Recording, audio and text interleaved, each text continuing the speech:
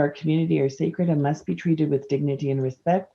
We value excellence in Catholic education, guided by shared responsibility as shepherds and the moral authority of the Church. And with that, I'll call our meeting to order and turn to Trustee Ivanelli to open us in prayer and with our acknowledgement. Trustee Ivanelli. Thank you, Madam Chair. In anticipation of the fourth Sunday in Ordinary Time, we come together as a people loved and chosen by God.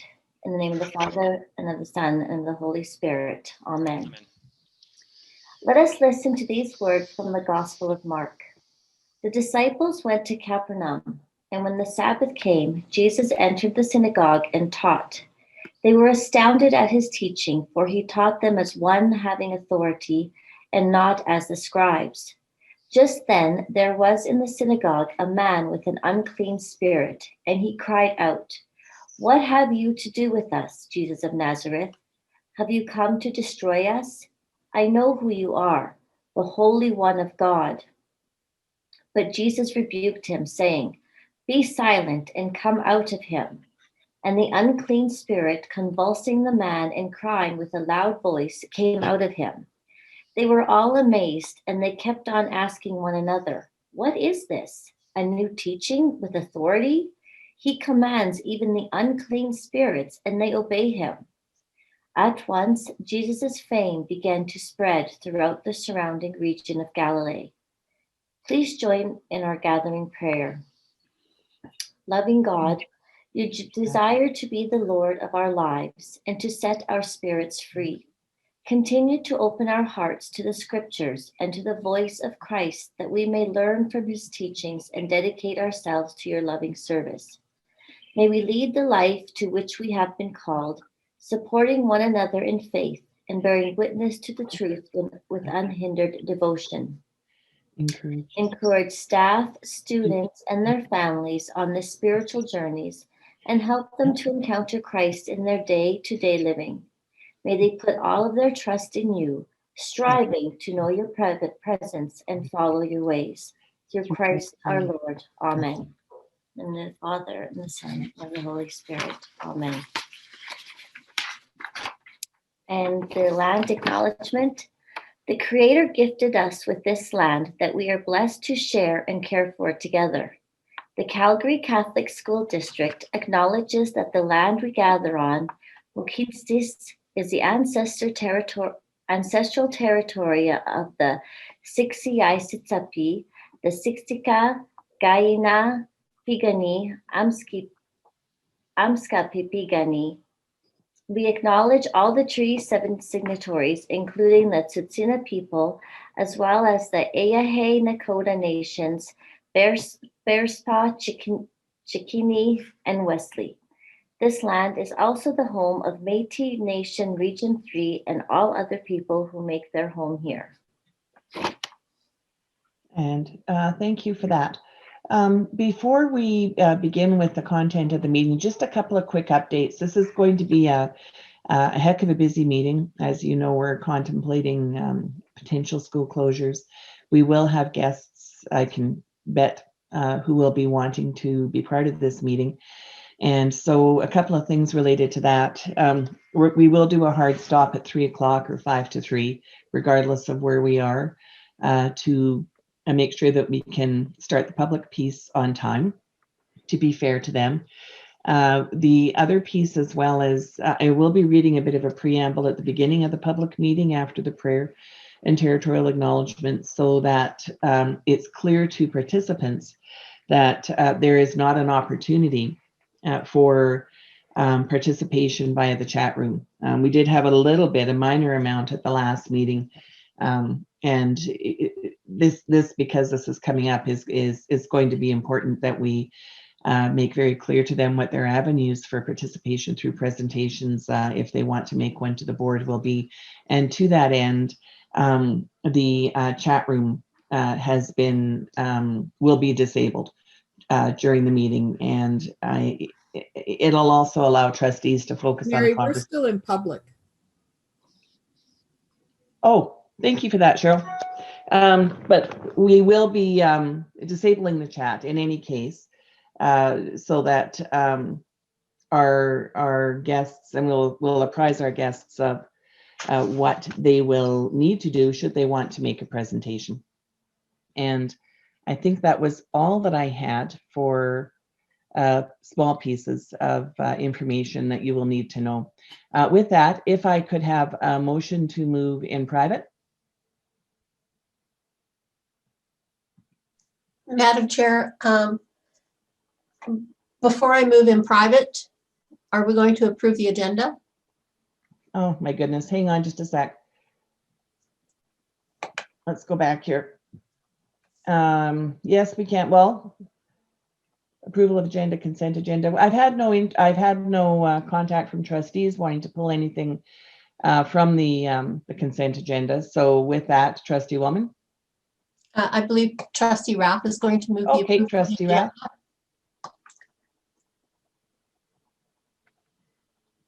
Thank you. I move that the board. I move that the board. I'm sorry, I lost my sheet. That the board approves the agenda approves the agenda as presented. Thank you. Okay, All those in favor? It. I think that came this morning. Thanks. Any opposed?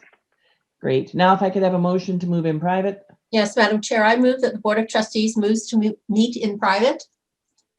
Thank you for that. Sorry, I'm just having a hard time going back and forth between my camera. All those in favor? Any opposed? All right. The Holy Gospel of Mark. Jesus began to teach beside the sea. Such a large crowd gathered around him that he got into a boat on the water and sat there, while the whole crowd was beside the sea on the land. He began to teach them many things in parables, and in his teaching he said to them, "Listen, a sower went out to sow, and as he sowed, some seed fell on the path, and the birds came and ate it up. Other seed fell on rocky ground, where it did not have much soil, and it sprang up quickly, since it had no depth of soil. And when the sun rose, it was scorched, and since it had no root, it withered away. Other seed fell among thorns, and the thorns grew up and choked it, and it yielded no grain. Other seed fell into good soil, and brought forth grain, growing up and increasing and yielding 30 and 60 and 100-fold. And he said, "Let anyone with ears to hear listen." Please join in our gathering prayer. Lord God, you call us to be in relationship with you and with others. Continue to plant and nourish your world in our hearts, that we may grow strong in faith and respond with care and concern to the needs of others. Let us see and take advantage of the opportunities you place on our path to share the good news of your love and in our daily work. Bless our words and actions, that we may guide others to you and give witness to your Son by lives built on faith, hope, and love. Cultivate the hearts of staff, students, and their families, that they may welcome your words of truth and grow in understanding. Together, may they grow in peace and unity and produce good fruits in their lives through Christ our Lord. Amen. In the name of the Father, and of the Son, and of the Holy Spirit. Amen. Apparently, my volume is low. Is that correct? You've corrected it. It's good now from my perspective, Trustee Ivanelli. Okay, thank you, because I've got it as loud as I can. I'll just share the land acknowledgement. The Creator gifted us with this land that we are blessed to share and care for together. The Calgary Catholic School District acknowledges that the land we gather on, Mohkinstsis, is the ancestral territory of the Siksiyai Sitapi, the Siksaka, Gayena, Piikani, and Amskapi Piikani. We acknowledge all the Treaty 7 signatories, including the Tsuut'ina, as well as the Eyahe Nakota Nations, Bearspaw, Chiniki, and Wesley. This land is also the home of Métis Nation Region 3 and all other people who make their home here. And thank you for that, Trustee Ivanelli. And before we move on with the business and with item number 6, which would be our acceptance review of accountability reports, just a reminder that our regular board meetings are open to the public. Members of the public are welcome to observe the discussions and deliberations of their elected representatives. There is, however, no opportunity during a meeting of the board for unscheduled input from observing members of those who have taken the time to be present today. And to those who have come into our meeting, welcome. And with that, I will move on with item 6, presentation and review of accountability report. 6.1, accountability report, faith leadership. And as you know, this is our second pass at this accountability report.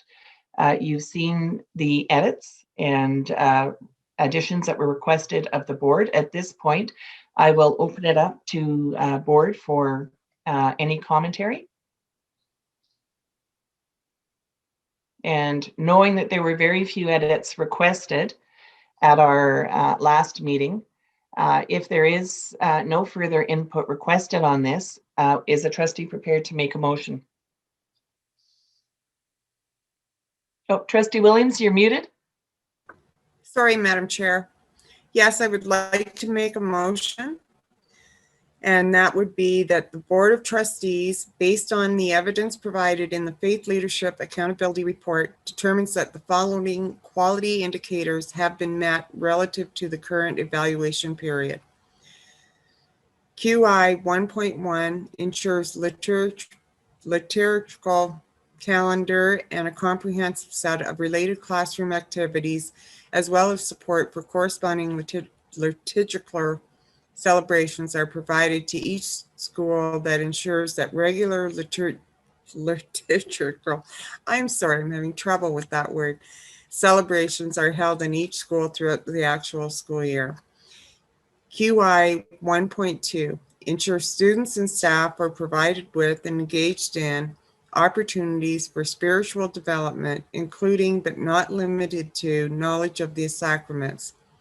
QI 1.3, ensure appropriate and meaningful social justice initiatives are occurring in each school.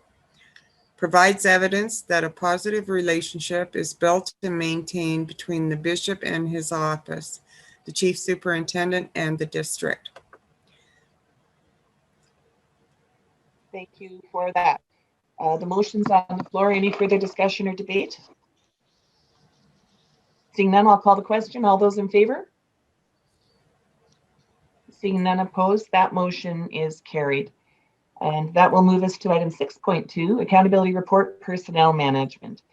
And again, I will turn to Chief Superintendent Zoomless to introduce this. This is the first time that this report's coming to us. Thank you, Chair Martin. And just before I dive into this one, I want to say a huge thanks to Director of Catholicity, Mr. John Wash, and his team for all of the awesome work that they put into the previous report that was just approved. Moving right along into agenda item 6.2, I want to begin by thanking Superintendent Andrea Haloka, as well as Superintendent Naren Kishishandani, who share the responsibility of looking after our human resource department. And that compromises the bulk of today's report that you're going to be hearing of. And I would like to invite Superintendent Haloka to take us on a tour through this accountability report, since this is the very first reading of it. So over to you, Superintendent Haloka. Thank you, Dr. Zoomless. So this is the accountability report and personnel management that covers quite a few of the QIs within section 5. And so just going through the first one, QI 5.1, it talks about developing and implementing quality recruitment, orientation, and staff development. So you'll see in this part of the report, we talk a lot about the recruitment activities the board does, and then provide some statistics with respect to the hiring summary we have in our different employee groups and the different ways we attract and recruit employees to our district. We also talk about absence and position management. We talk about our absence management team and the amount of retirements we've had in our different groups in this past year. Under the topic of orientation staff development, we speak to a few items that really help with our new employees, our new employee orientation that occurs for all of our employees within the district. The fact that we brought this into a digital version because of COVID last year, and that this has actually changed our practice to do all of these orientations in a digital manner. So that has been a very positive step for the district. We talk about the new educator workshop and the significant work done last year in this area, as well as just the district's overall commitment to professional growth. And of course, we have a QI specifically speaking to that. And we also speak to ASK, which is our enterprise action service and knowledge portal that began actually last September. And HR having a significant presence on the portal, as well as other business units within our central office team. And that's a really excellent place for our employees to gather information, as well as some knowledge articles that help with their professional growth. And specifically on that, we do have our repository of employee wellness articles, which have really been built up over the last year and well utilized, which align nicely with our district priority of wellness. We also talk about our OH&S training. So that's pretty significant. And of course, that's managed by Superintendent McDonald's department. And we talk about the use of Public School Works, which is the digital training program we use to facilitate training in the area of OH&S in different areas. But we've also been able to use that portal for other types of training.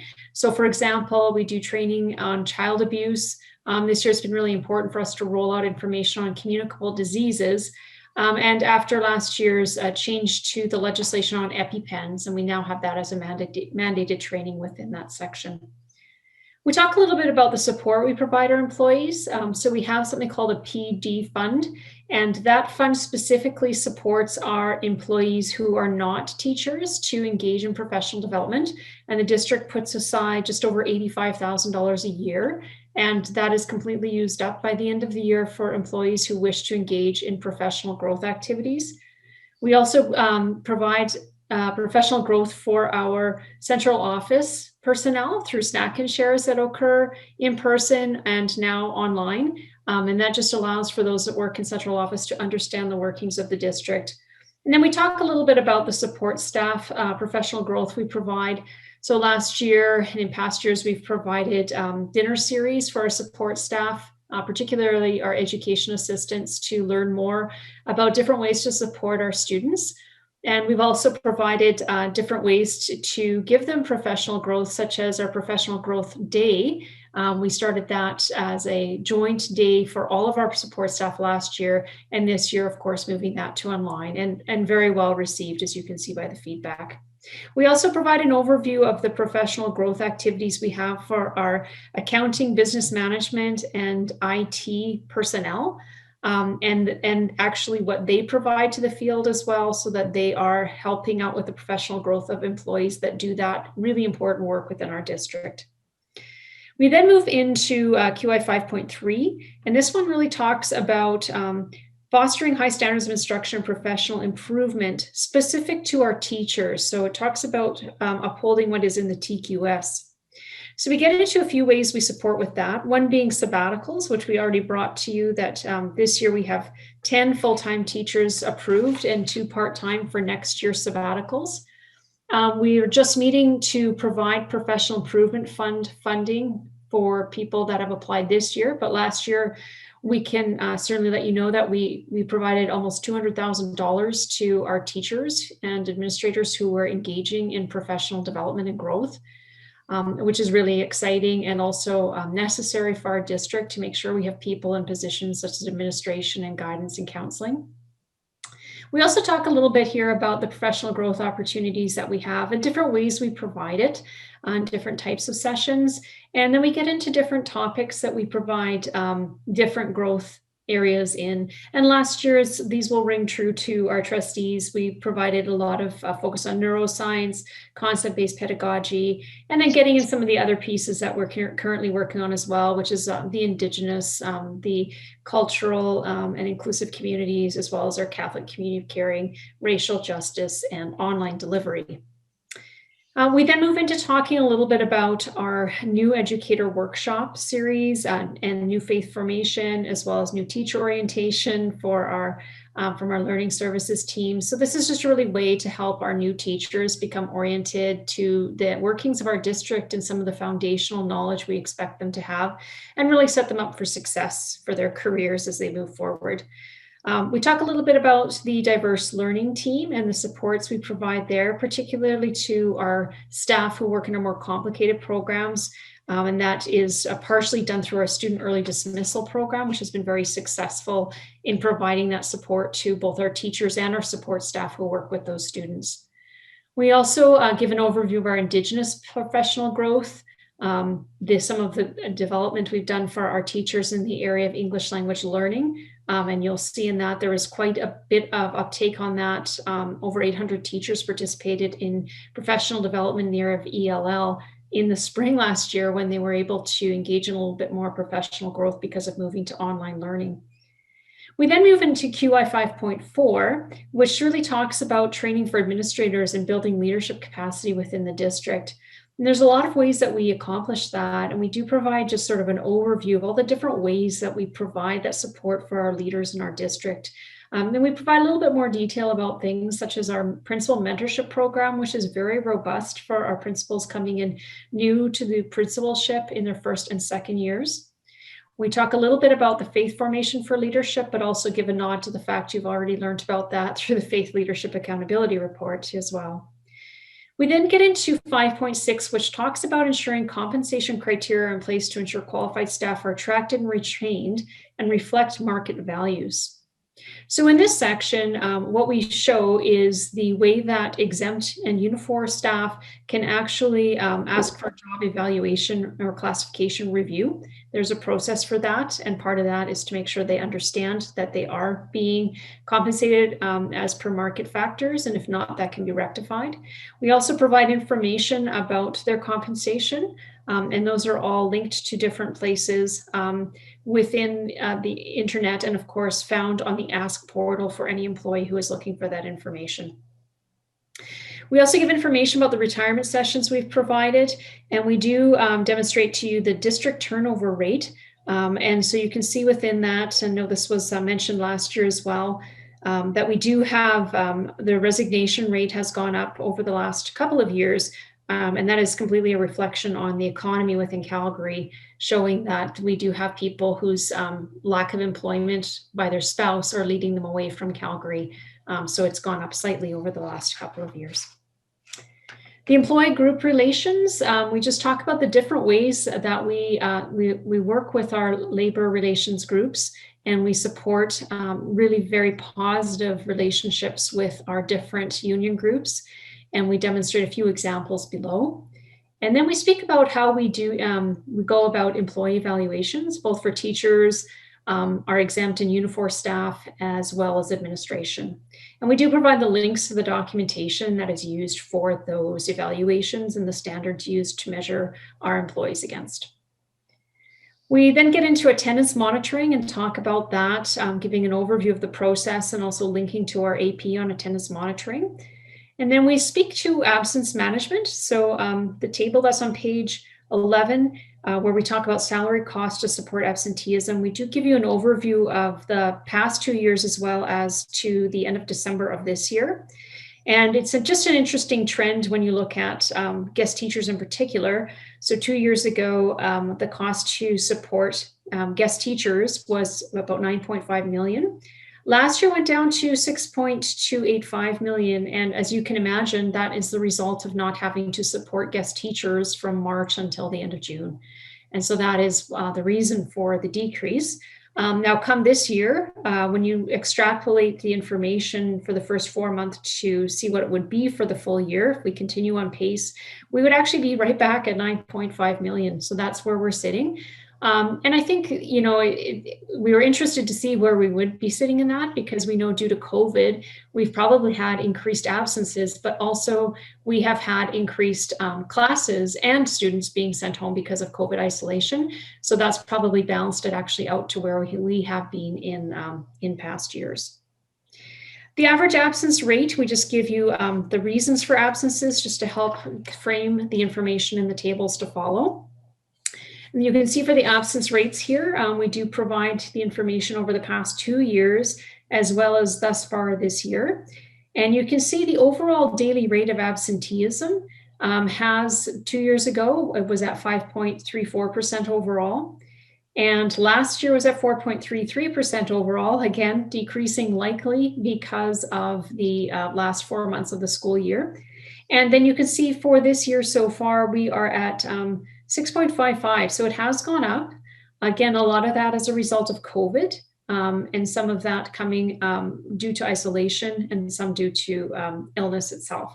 So that does bring our rate up a little bit this year, which is probably something we could all predict have happened. Page 13, we talk about our discrimination, harassment, violence, and bullying in the workplace.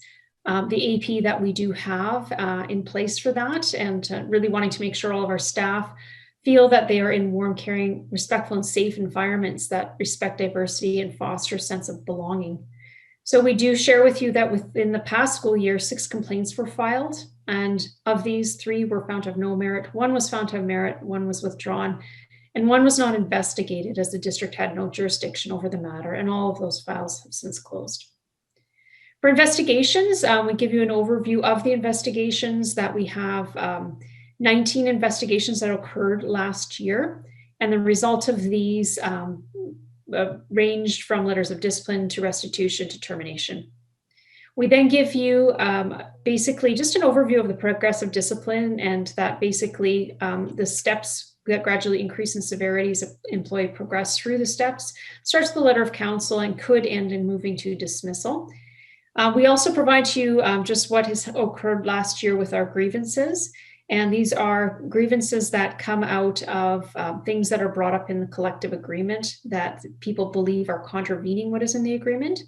So of this, you can see there are very few grievances, and those that did occur last year, most of them have been resolved, but we have 1 still ongoing at the ATA and 2 with QP. Moving to page 14, where we talk about 5.8. So this is talking about providing a welcome, caring, and safe working environment, which includes employee wellness and employee and family assistance programs. The first thing we point out is the many ways we recognize our employees, and we just give a summary of this from last year. We then talk a little bit about our wellness plan that we rolled out last year in support of our board priority of employee wellness. And we do provide just an overview of what that plan looks like.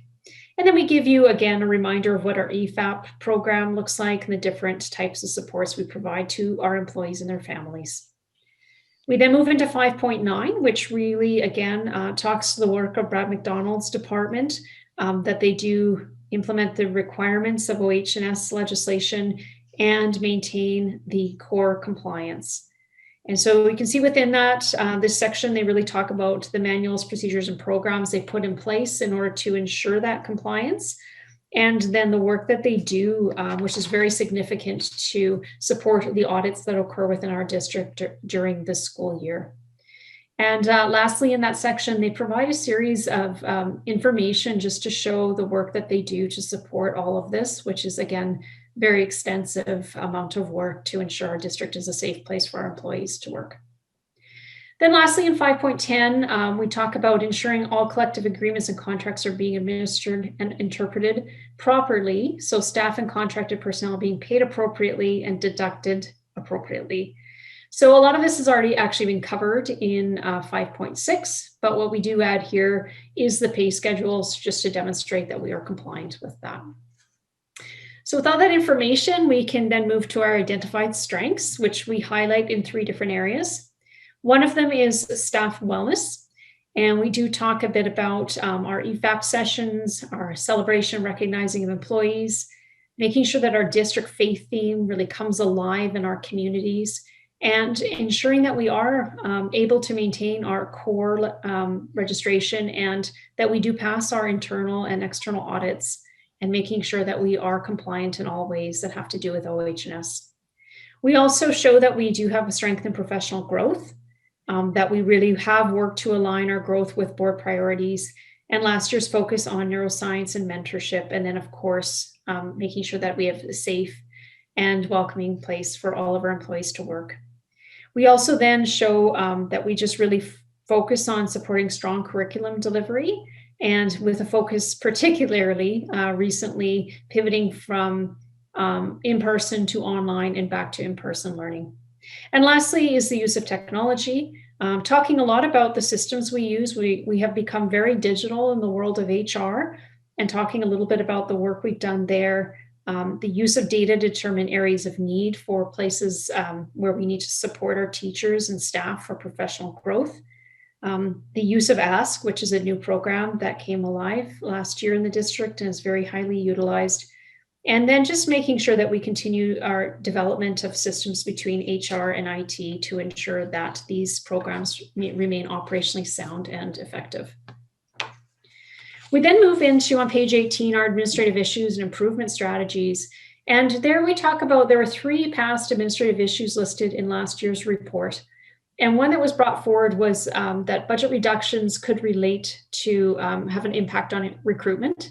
So the strategies that were utilized were to make sure our recruitment process involved reduced travel and incorporated online interviews, which actually coincided really well with moving to COVID, in which we wanted to maintain physical distancing whenever possible anyways.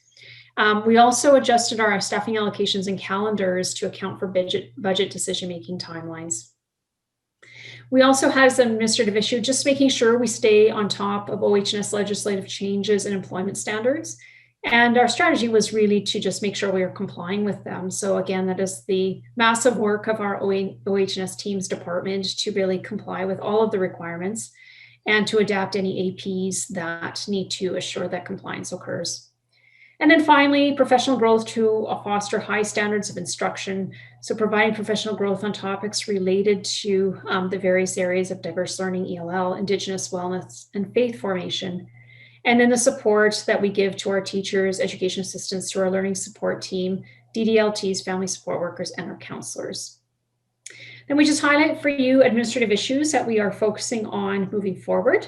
So certainly the OH&S presenting needs that are related to the pandemic. And the strategy for that was to put together our pandemic committee very quickly, which was done so by Dr. Zumlis, and made sure that we are health and safety compliant to every decision made in the pandemic moving forward. Managing the pivot to and from in-person and online learning. And again, that was a huge support of technology through IT, making sure that we have parent-formed topics to represent that, and assisting in assessing areas of need by surveying our staff and our parents to make sure that as we go through this new way of learning, that their needs are heard and that we can meet their needs. Staffing and opening online schools was a tremendous administrative issue to tackle, but through the immense work between all of our business units and of course the schools themselves, getting our 2 online schools up and running for the fall, included the work of HR online staffing cycles in the fall, and a new online teaching evaluation guide to support evaluating our teachers who are now working online. Employee wellness and leaves management during the pandemic has been also an administrative issue we identify. We are definitely working hard on this employee wellness piece. We started with our PG Day in December and are continuing to move that forward with monthly and weekly reminders of the work. And continuing wellness PG days and offerings and individual and community care plans so that everybody feels like they're receiving the support they need to put their own wellness as well as the community wellness at the forefront. And then finally, guest teacher coverage does continue to be an administrative issue. And a big boost for that was the funding that was provided through the federal funding that is being used to help support that area. Then lastly, we get to generative governance considerations. And so these are suggestions that we would see our trustees supporting in different areas. So one of the advocacy areas is strategic priorities. And we do anticipate that the trustees will continue to provide us with those priorities for the board, from the board for administration to work at bringing alive within our district. Having representation from trustees on the TIBA for TIBA to make sure that we can have fair and equitable collective agreements, and that the board's eye and voice is on that piece. Of course, always sharing the good news about Calgary Catholic and the Catholic faith. And that is obviously done by maintaining contact with stakeholders and being representative, of course, to show that Catholic education is valued. And then lastly, making sure that our trustees have an awareness of human resource practices and procedures. And this year, definitely through Dr. Zoomless's leadership, making sure there are regular updates on HR practices and issues, and making sure there's a strong professional workforce at the end of all of this to ensure optimal student learning occurs. And so with that report, we do believe that there is enough information provided to meet the quality indicators provided. And then, as always, at the end is a handy list of acronyms to assist. And thank you for that, Superintendent Holoka. At this point, I'll turn it over to the Board of Trustees. If there's questions of clarification, information that you would like to see that's not there. I have Trustee Wellman, Trustee Rath. Trustee Avenelli. Thank you, Madam Chair. One is, first of all, just a clarification on the very first page of the QI 5.1 in regards to the recruiting. Was that all the job fairs were, is it meant to be in the Calgary area or in Calgary, or did you mean Alberta? Through the Chief. I will defer this one to Superintendent Holoka. Just sort of trying to pinpoint where you are seeing this. Okay. So it's QI 5.1, page 1 of 20. Yes. As quality recruitment, it's the third statement where you talk about the presence at job fairs. Was it in Alberta, or it says all in the Calgary do. So I'm not sure if you meant in the province or actually in Calgary or the Calgary area. Thank you for clarifying and for catching a typo. So I think if you remove the word "the," that would make the most sense. I think what we're demonstrating there is that we are present at all 4 job fairs in Calgary, and we did not travel to other areas to do our recruiting due to budget constraints, but also because of COVID. Okay. All right, thank you. And just an observation on page, it would be page 2 of 20. All of the information for the period September 1 to December 18 of 2020 was cut off. Okay. So don't know what it is. So hopefully in the next go round, we'll see what's supposed to be under there. And on page 3 of 20, under new employee orientation, it did say that there were a bunch of videos that were launched and replaced the in-person orientations. We all know that's because of COVID. But is that something, like, I'm just wondering, out of the things that we're doing last year and this year, where we had always done things face to face, and some things we're, doing online, and then when we can, we go back to in person. But if we found deficiencies and some areas that are more effective, and re-looking at actually what we're doing even outside of COVID, where we may continue some of the things that we're doing now, and would this be one of them? Thank you, Madam Chair. And in response to Trustee Wellman's question, with crisis comes opportunity. And I think that there have been many opportunities through COVID-19 for us to look upon our practices.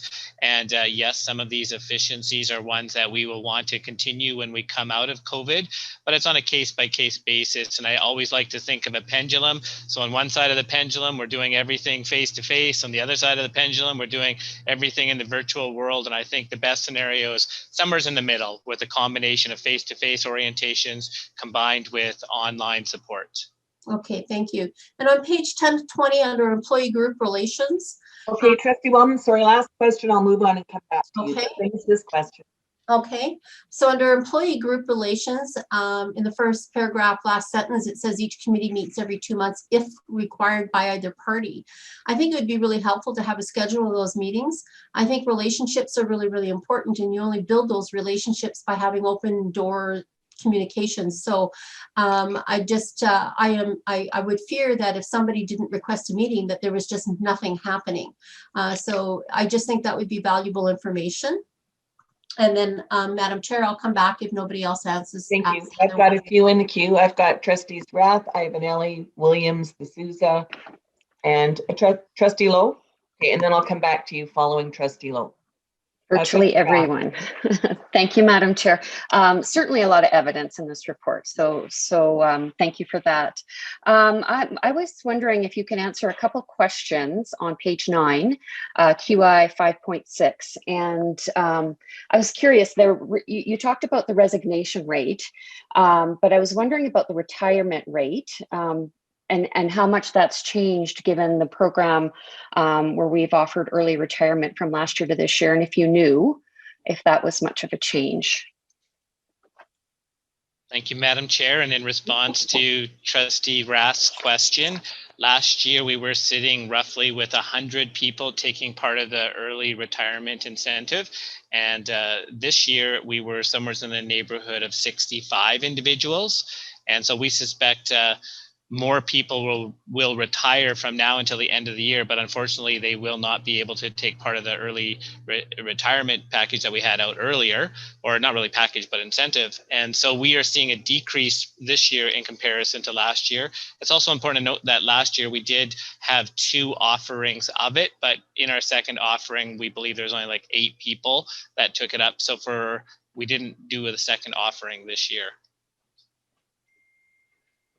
Great, thank you. I have one more question, if that's okay. I was wondering in this same QI, I was wondering why guest teachers are included in the turnover rate.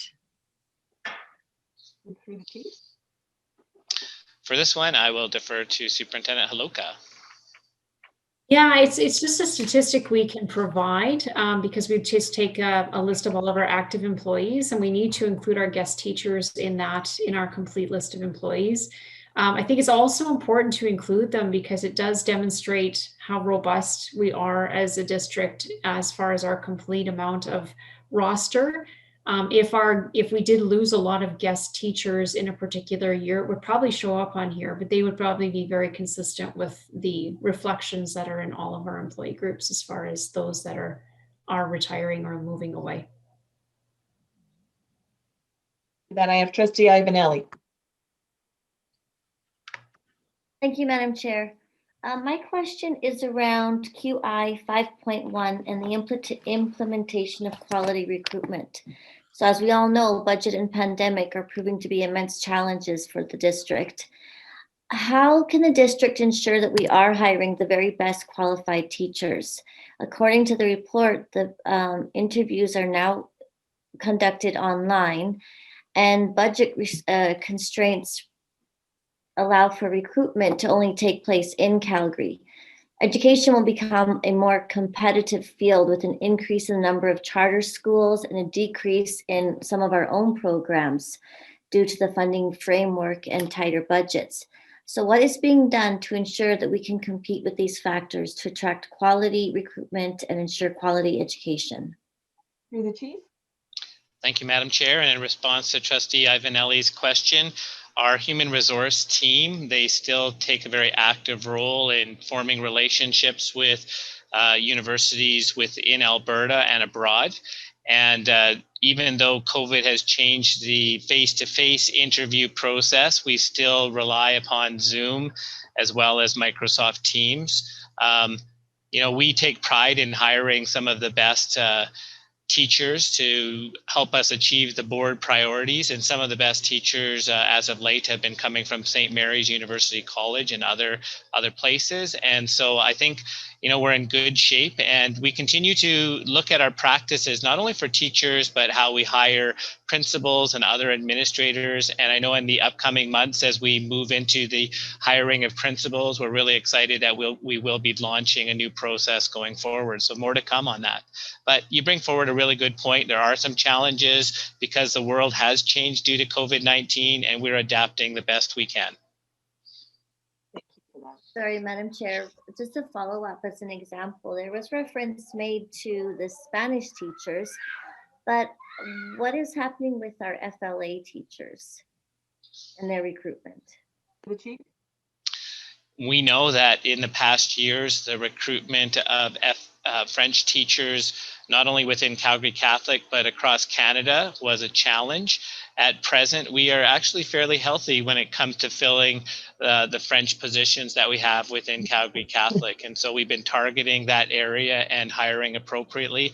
And Superintendent Haloka, do you want to add anything to that? Yeah, absolutely. So we do continue to have great people wanting to work at Calgary Catholic. So I think it's really important to note we are a desirable employer.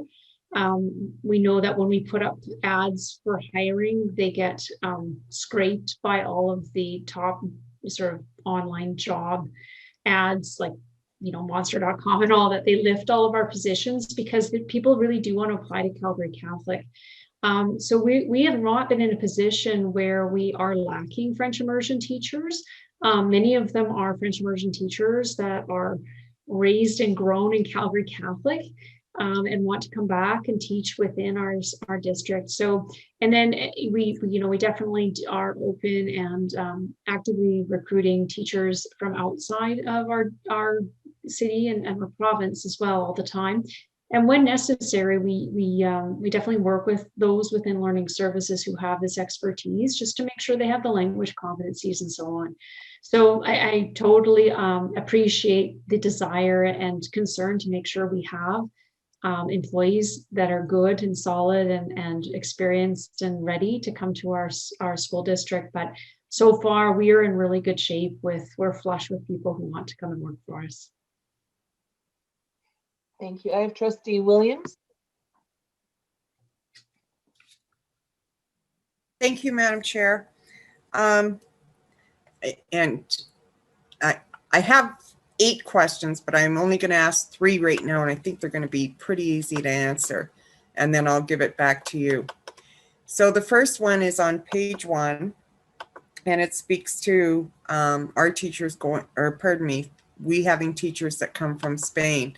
Do we coexist with that? Do we send teachers over there when they send teachers here? Because I know with some programs, it's a dual thing. Like the teachers will come here from Spain and replace our teachers that we have. Do we do the same thing? Do our teachers go to Spain?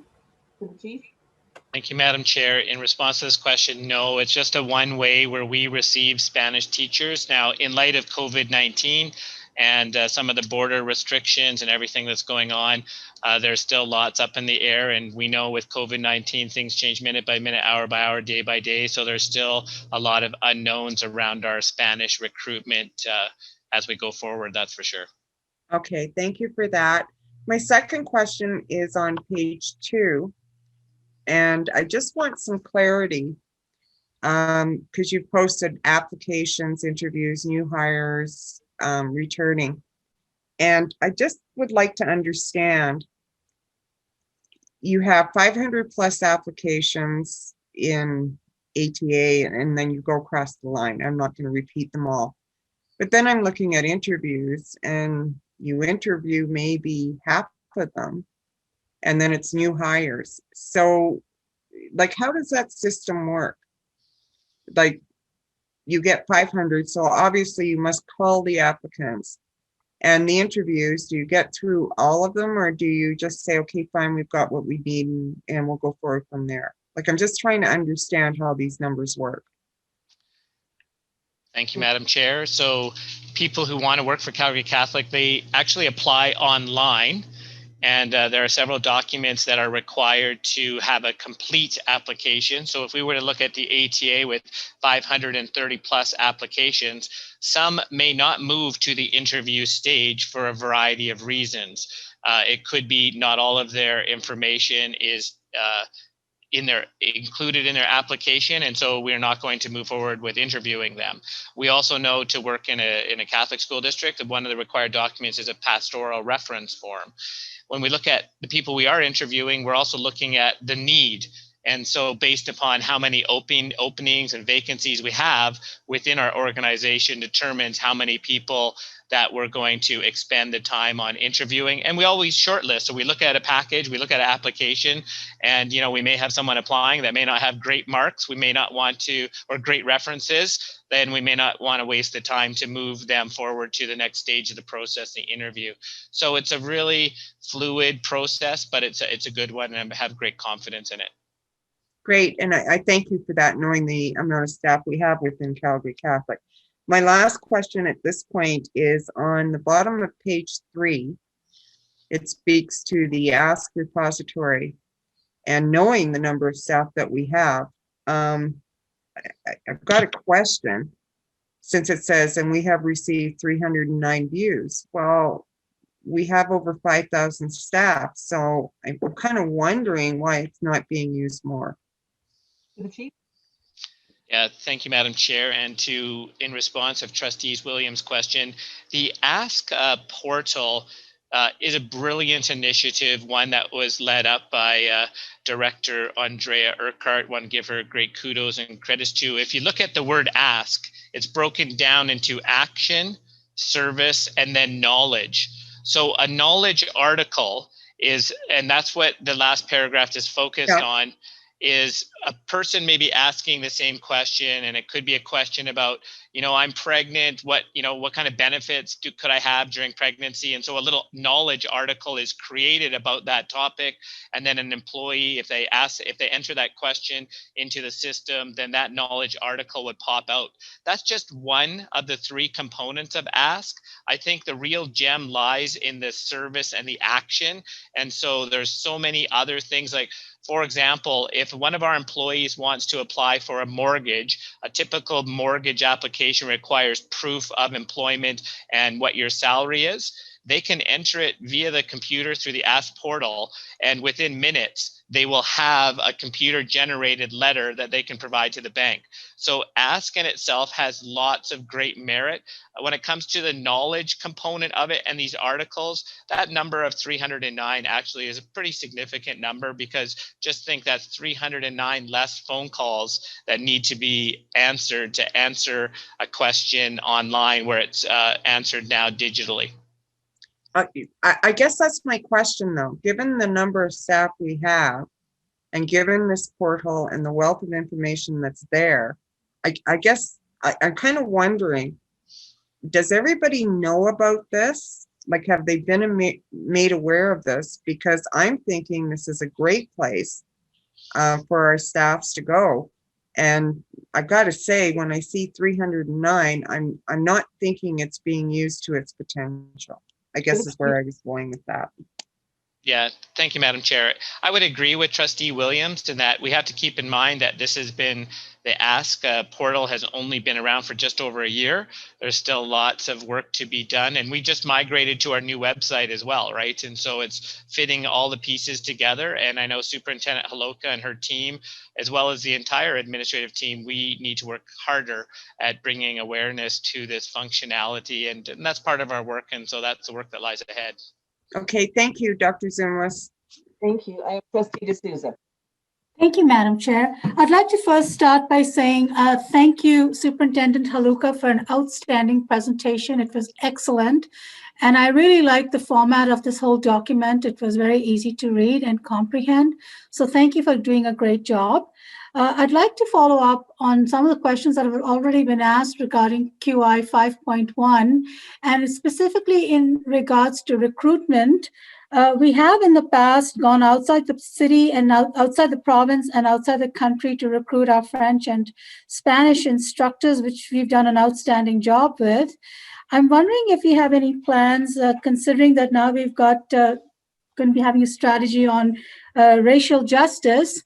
If we're going to be recruiting people from the demographic that's reflected in the city and reflected in our schools now, so our students have role models in leadership positions. Chief. Thank you, Madam Chair. The answer is yes. I know that I've publicly said in the past, and I'll say it again today, that when we look at our principals, we have 118 principals and we don't have one Black principal.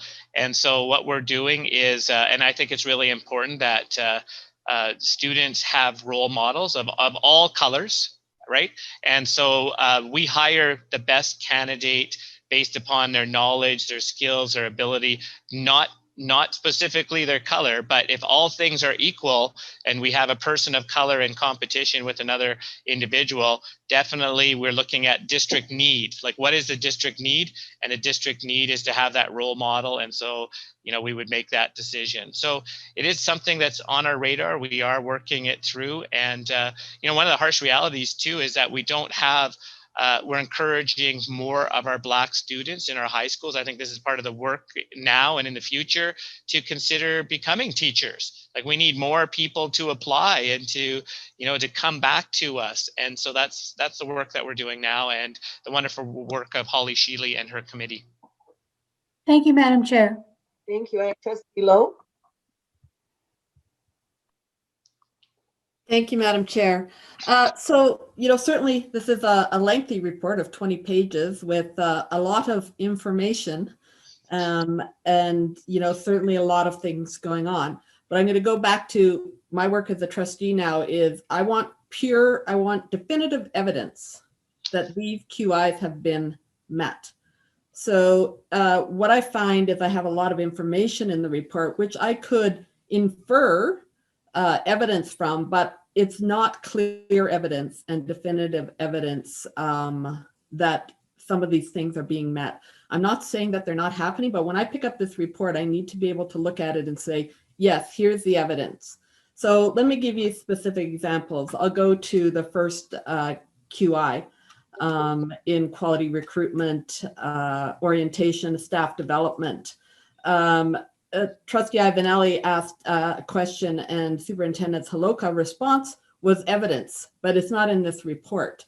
It was the evidence about we're being scraped by some of the top recruiting agencies. We have we're flush with people who want to work with Calgary Catholic. So it's not like we're getting one applicant and that's the person. So quality recruitment is occurring because of these evidential things, but I don't see that in the report. And I'm just going to give a few examples here. The new employee orientation. So yes, we did videos. Okay, we did videos, but how is that evidence that you have staff development? How many people viewed those videos? What were the takeaways from those? What was the uptake on them? What were the outcomes from viewing those videos?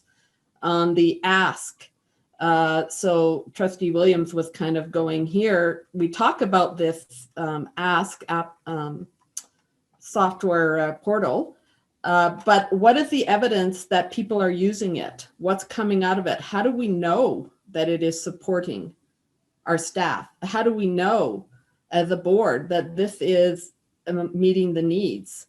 I don't see the evidence there. So I'm not saying that it's not there if I read between the lines and if I listen to the information that I'm responded to when we ask our questions. But for me, as a trustee saying, did you meet this QI? I need to be able to have measurable evidence and definitive evidence in a concise report. Just to be clear before I turn it to the chief, then what you're saying is that you're seeing that the evidence is inferred but not explicitly linked, and you're looking for that?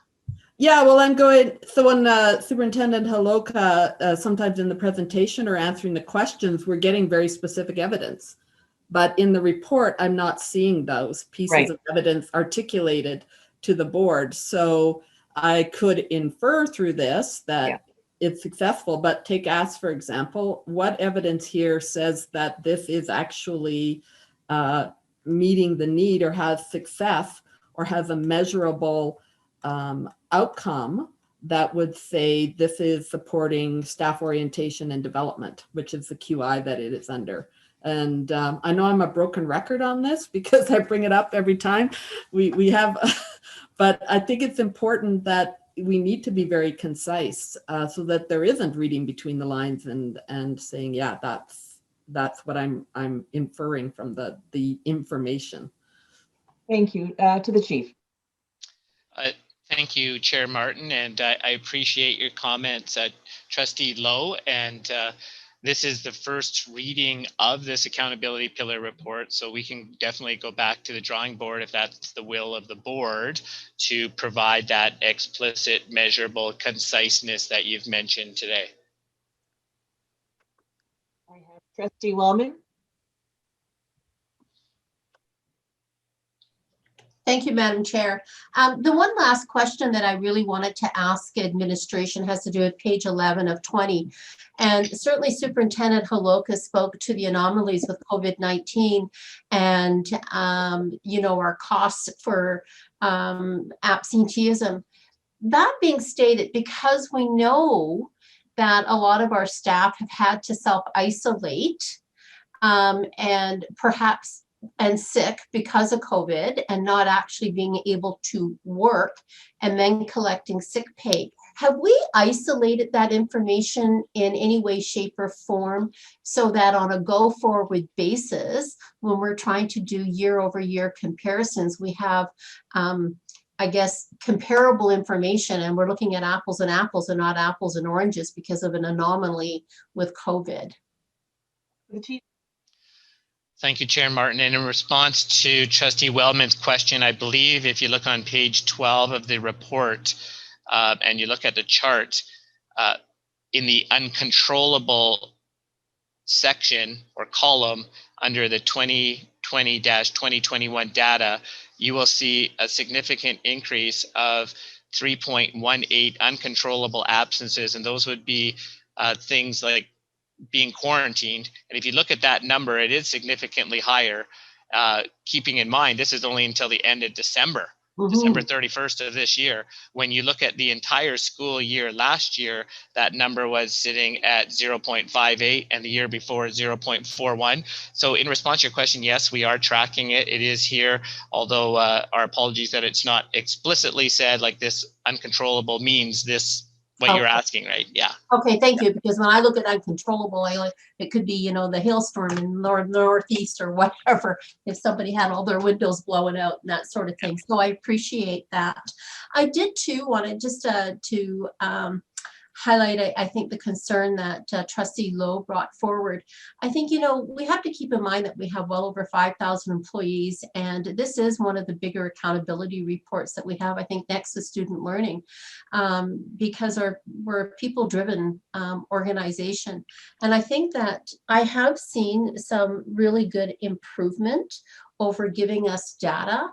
And, we may not be totally there yet, but I think it was very helpful to see how many applications we had and how many interviews we did and then how many people we hired.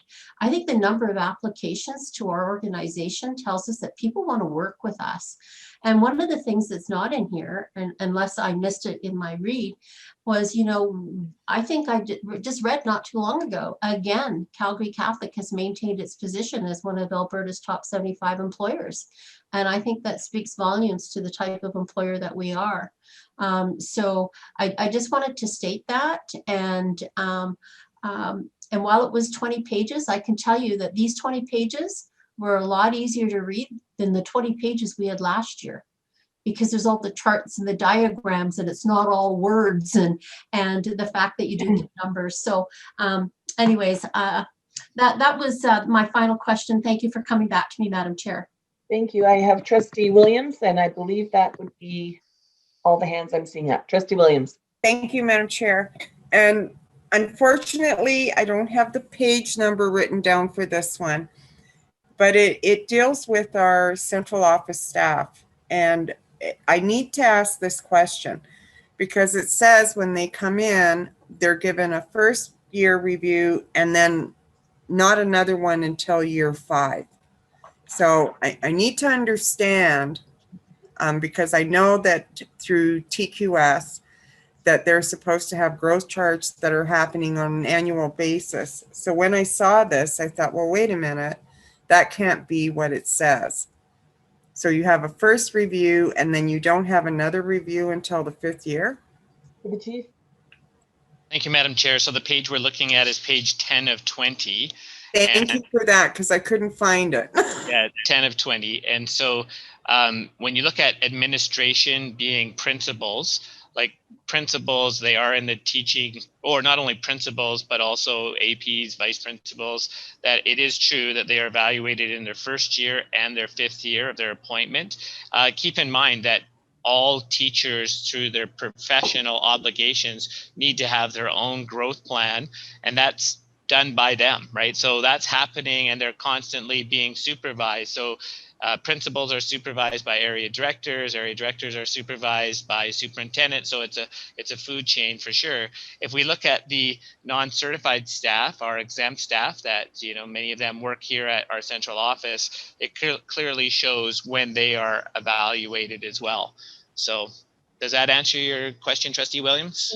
Well, it does. So that means that, okay, you have a first year and then you have a 5th year, but during the time in between the 1st and the 5th, there is a constant evaluation going on. Supervision. So all of our staff are supervised all the time, but in the years in between, the expectation would be is that the individual has a growth plan, and that everyone's being supervised by someone. Just like I'm the chief superintendent, I'm being supervised by you, the board, right? And so it's that trust relationship and providing feedback. And that's essential that we provide feedback to our employees all the time to let them know if they're doing well or if they're drifting off track, and getting them back on track. So, but that's my question. I mean, you know, and it's not a secret, we evaluate you every year. Mm-hmm. So when I'm looking at the staff, when I saw this, I thought, well, wait a minute, that doesn't sound right. There must be some form of evaluation in between year 1 and year 5. That's all I'm asking you. Is there an evaluation process between year 1 and year 5? No, there is not. No formal evaluation between those years. And so you're absolutely right. As a chief superintendent, I am evaluated every year, which is different than our employees in Calgary Catholic. Yep. Okay. So that's my first question, and maybe we need to talk about that. The second one that I have for you is on the overall daily rate on page 12. So I just want to understand this, because we have some really good numbers here. But what I'm trying to understand, when you say overall daily rate, then that's the number of staff that we have out on a daily basis. It's not annual, it's not an average. This is how much staff is missing from our buildings on a daily basis. To the chief. Thank you, Madam Chair. That is correct.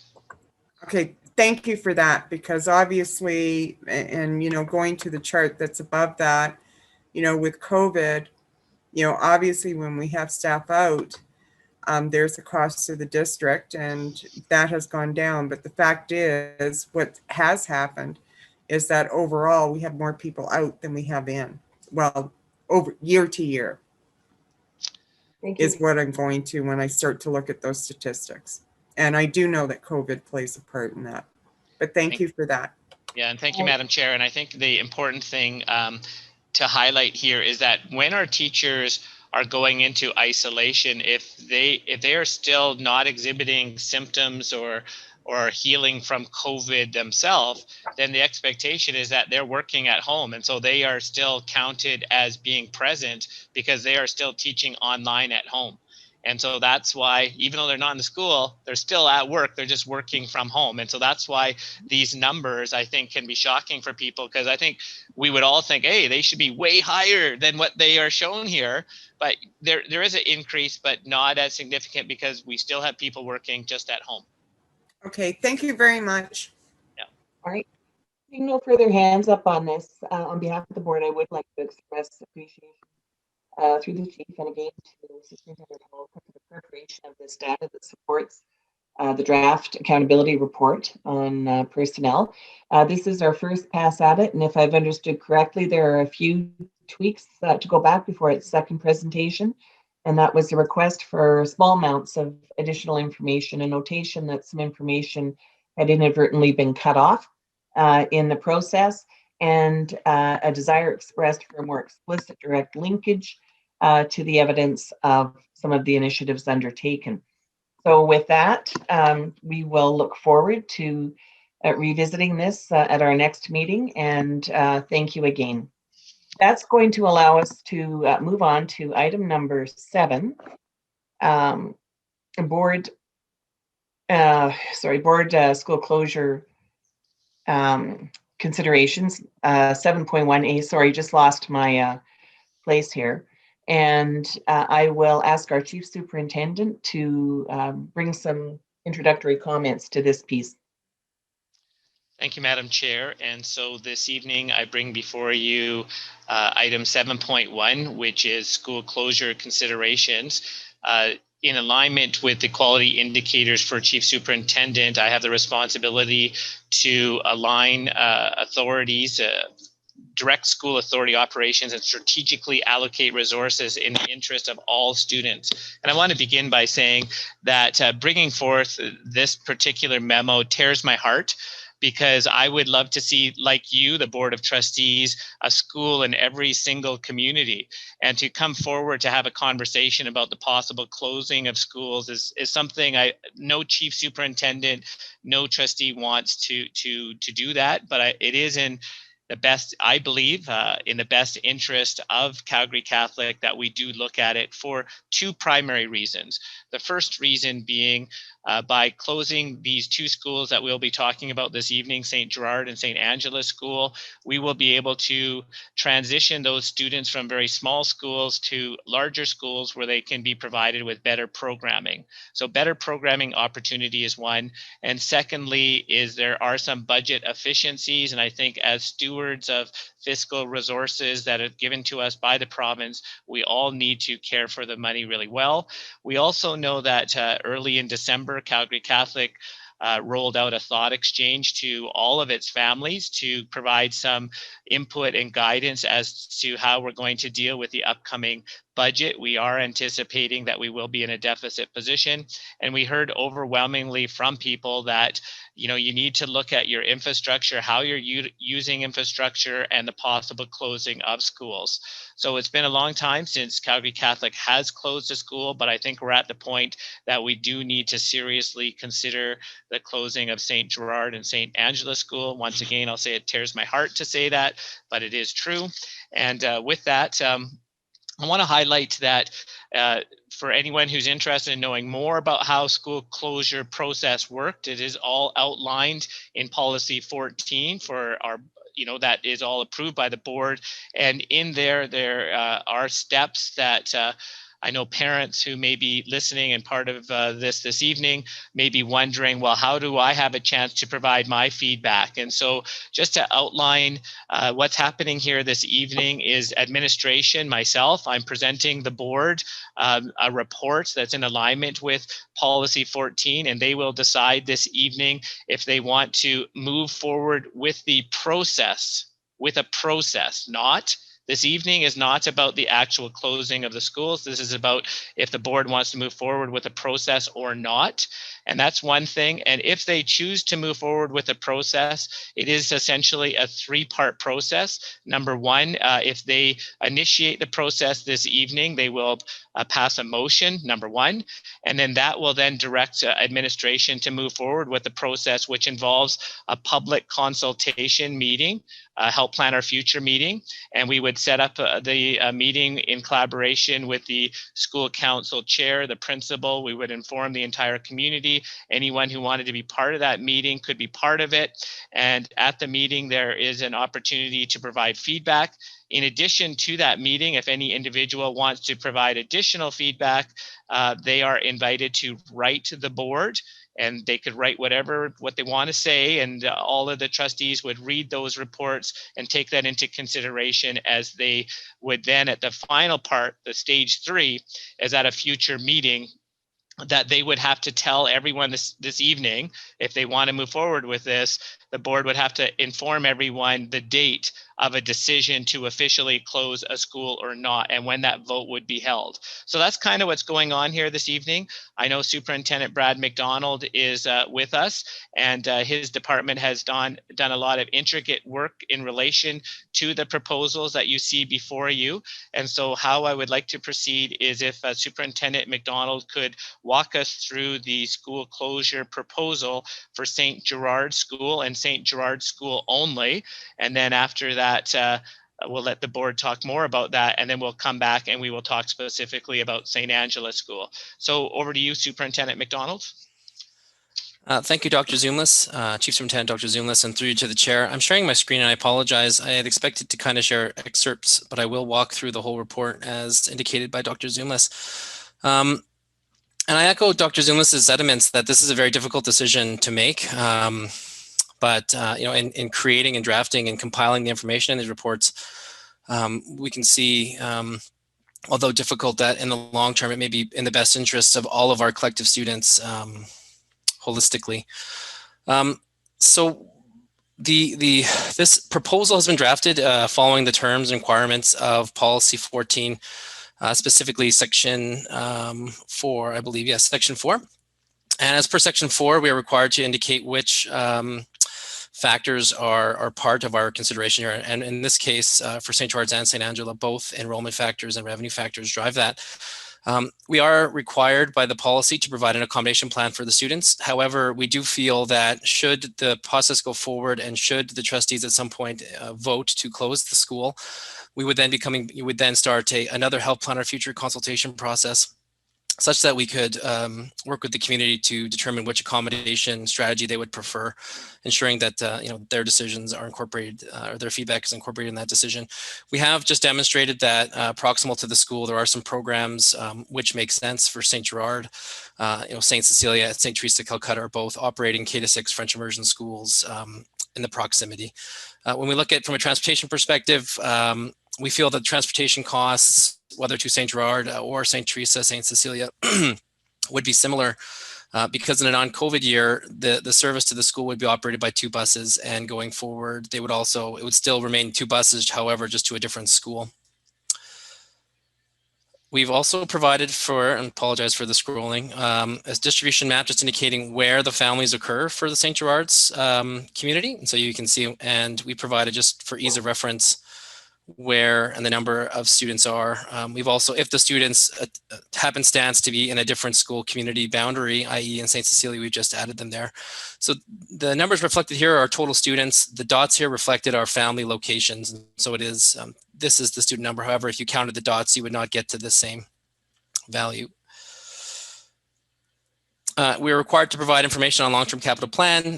Last year, we did have a St. Gerard's project on the capital plan a few years ago. As we truncated the capital plan from 24 projects to 20, it was removed. However, we still felt it was beneficial to provide the information on the status of the school.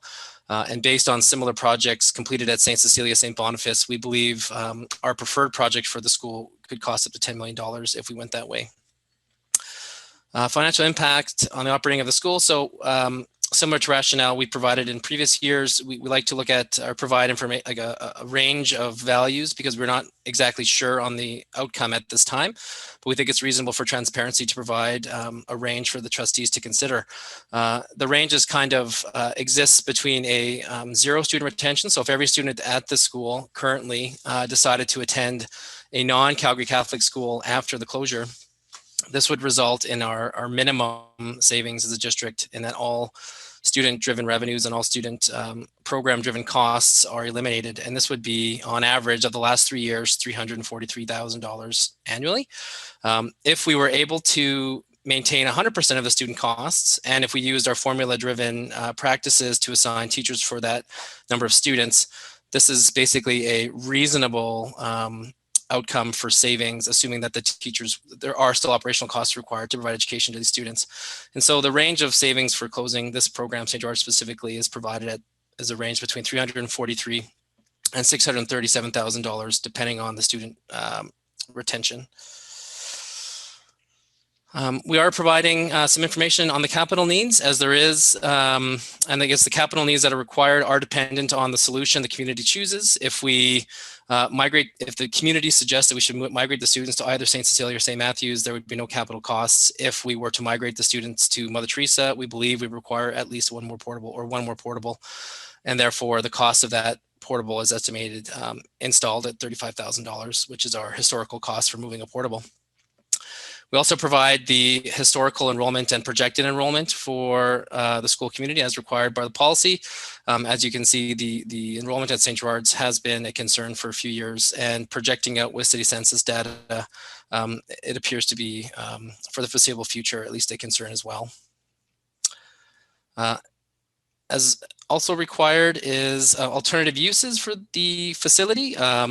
And we always like to be as clear and transparent as we can. There isn't anything fully in the works, but as we recently opened up our St. Anne's Extended Learning Center in the Northeast, and it's been very successful in providing proximal high school continuing education opportunities to students. And due to St. George's location off Elbow Drive between the two transportation corridors of 14th Street and McLeod, we think there is an opportunity to look at putting one of these satellite programs there, providing the service closer to students. We also recently upgraded and created some parking opportunities at the school, which could be utilized as well. It's not a foregone conclusion. It's just, this is just one potential opportunity. So we want to make sure we're clear and transparent with providing that information. For 4.8, it is an open-ended question. We are, administration is tasked with providing information to the board, which it may reasonably require to consider the proposals. And so we thought we're bringing two informations relative to St. Gerard's. The first one is just how we would anticipate or try to meet the intent of Policy 14, Section 7 through public consultation. And so we have provided some information on how we will meet the specific requirements of public consultation through Section 7 within the meeting. For St. Gerard's, specifically, we've also provided some information relative to the co-locating of St. Isidore at St. Gerard, and why, unfortunately, it does not completely resolve the funding issue at St. Gerard. I.e., even if we were to assign all of the operating costs, the utilities, the supplies, and FSG costs of operating St. Gerard's to St. Isidore, we're still going to be left in a significant deficit position for the operating program. It really is the program and the way we deliver education that is providing the deficit. So this was a review of St. Gerard's proposal. St. Angela's proposal follows a very similar methodology, although the information is tailor-made to St. Angela. They are very distinct and different proposals and should be considered very independent of each other. Thank you, Dr. Zumas. If there's anything further, please provide any direction you'd prefer. Thank you, Superintendent McDonald, and I go back to Chair Martin. Thank you. Just so I can see trustees, if I could ask Superintendent McDonald to, thank you. It's just, I need to be able to see the trustees engaged. And for those who may be watching, typically when we are considering a direction, we have a recommendation from administration and a motion is presented. It is then discussed until the board has felt that it's asked the questions that it needs to ask. And then the motion is either supported or defeated. And before we start that conversation, I will ask Trustee Wellman for that. Thank you, Madam Chair. Madam Chair, I move that the Board of Trustees directs the Chief Superintendent to take all necessary actions and proceedings required under the Education Act and its regulations and all applicable board policies and administrative procedures to address the proposed closure of St. Angela School, and that all current grades K to 6 at the Sorry, Trustee Wellman, you said St. Angela's. I believe you meant St. Gerard's. Sorry, Madam Chair, I thought I was doing the first motion. And that's St. Gerard's. Sorry, on my page, it's not. Oh, okay. If I'll just have you start again. Yes, certainly. Madam Chair, I move that the Board of Trustees directs the Chief Superintendent to take all necessary actions and proceedings required under the Education Act and its regulations and all applicable board policies and administrative procedures to address the closure of St. Gerard School and all of its current grades K-6 at the end of the 2020-2021 academic year, and that the date upon which the board plans to vote on a motion to close St. Gerard School and all of its current grades be March 24th, 2021. Thank you for that. So with that motion on the table, I will open it up to trustees for questions of clarification. I have Trustee D'Souza, Trustee Wellman. Oh, thank you, Madam Chair. I was just couldn't quite understand point 4.4, where it says that the range of possible positive impact on our annual operating budget is projected between 343,000 and 637. That's awesome. It's wonderful that we have that. But I was confused as to why it was double. I thought it'd be, 343 to maybe 400,000, 450. Why is it such a big range? It's literally double. So I was curious about that. Like, what am I not seeing and not interpreting properly? To the Chief. Thank you, Chair Martin. What you're looking at is the district receives revenue for every student that it retains. And so if every student is retained, the government gives us, approximately $10,000 to continue their education. And so you do the math on that, that's where we come up with that much larger figure. The much smaller figure is that if those students leave us, we don't receive that income to help educate them. And we also have to think of the new funding framework as well. So it's not as simple as it used to be for sure. So just to follow up, so you're anticipating that almost 50%, there could be a difference of 50% students not coming back or coming back when you're doubling that amount? So there is a range, Trustee D'Souza, and so at the low end of the range, we're projecting if all the students say, no, Calgary Catholic is not for us, and they choose to go somewhere else, then that would be the savings to the district. But if they all stay with us, then we're looking at, the savings would be higher. Thank you, Madam Chair. Thank you, Trustee Wellman, Trustee Ivanelli. Yes, thank you, Madam Chair. In the report, it does on page, sorry, I just want to get the page number for administration. Oh, it's not numbered. Okay. Administration provides the enrollment for St. Cecilia, St. Matthew, and St. Teresa of Calcutta. St. Cecilia and St. Teresa are just straight K-6 schools, but St. Matthew is a K-9. And I understand that K-6 is English and only grades 7 to 9 is French. It would be helpful to know what that K-6 enrollment number is separate from the junior high, please. It would just be helpful. And another question. Trustee Wellman, let's dispense with that question first. To the Chief, is that possible to have that data now, or do we need to come back with it? Yeah, we would have to come back with it. I don't have that here at the tip of my fingers right now. All right, Trustee Wellman. Yes, thank you.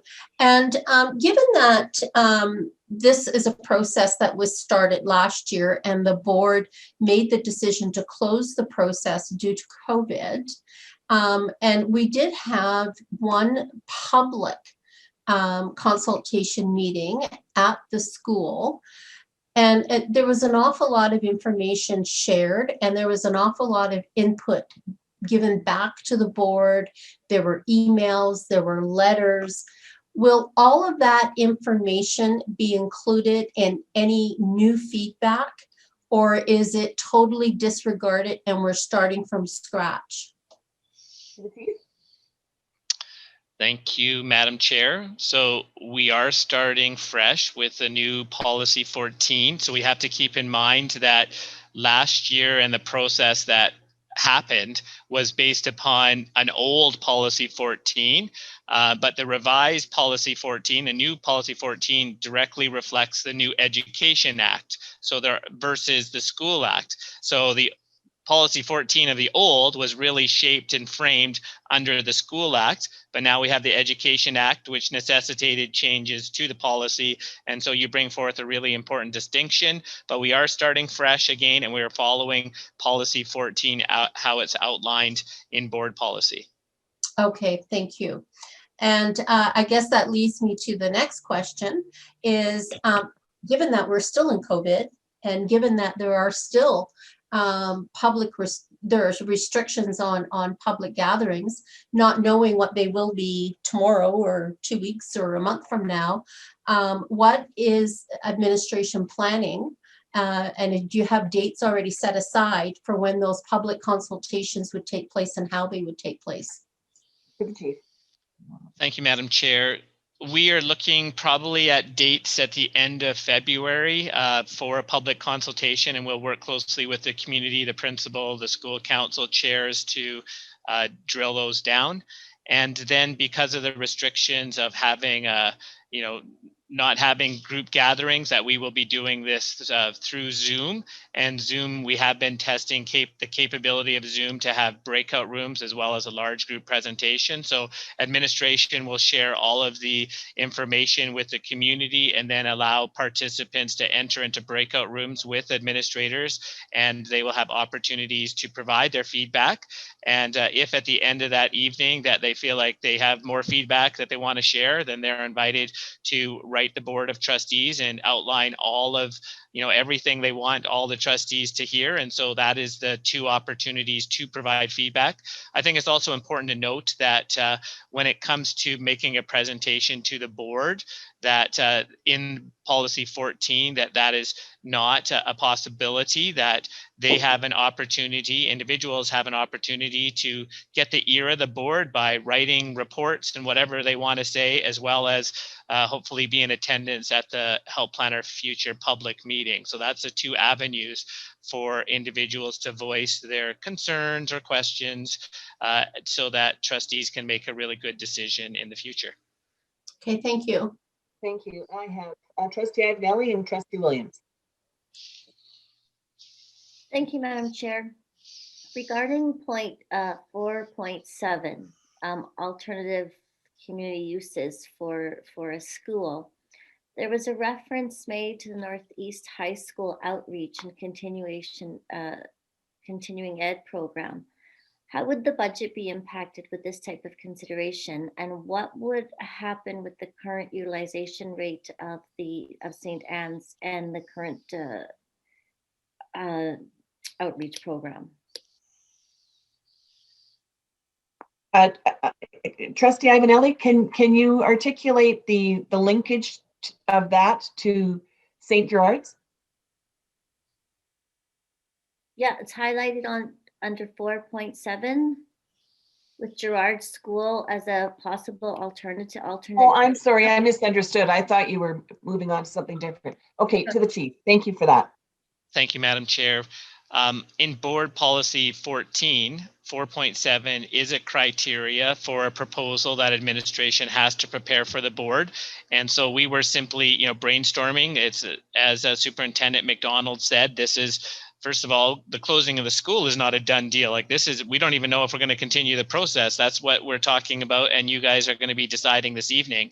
But in the future, if the school was to close, I think we need to be transparent with the community of what are some possibilities of how the school could be used. And Superintendent McDonald brought forward, there is a possibility, just like we do up in the community of Marlborough near Franklin Mall, we have high school classes in an outreach program that's happening there. And there is a strong demand by our continuing ed students.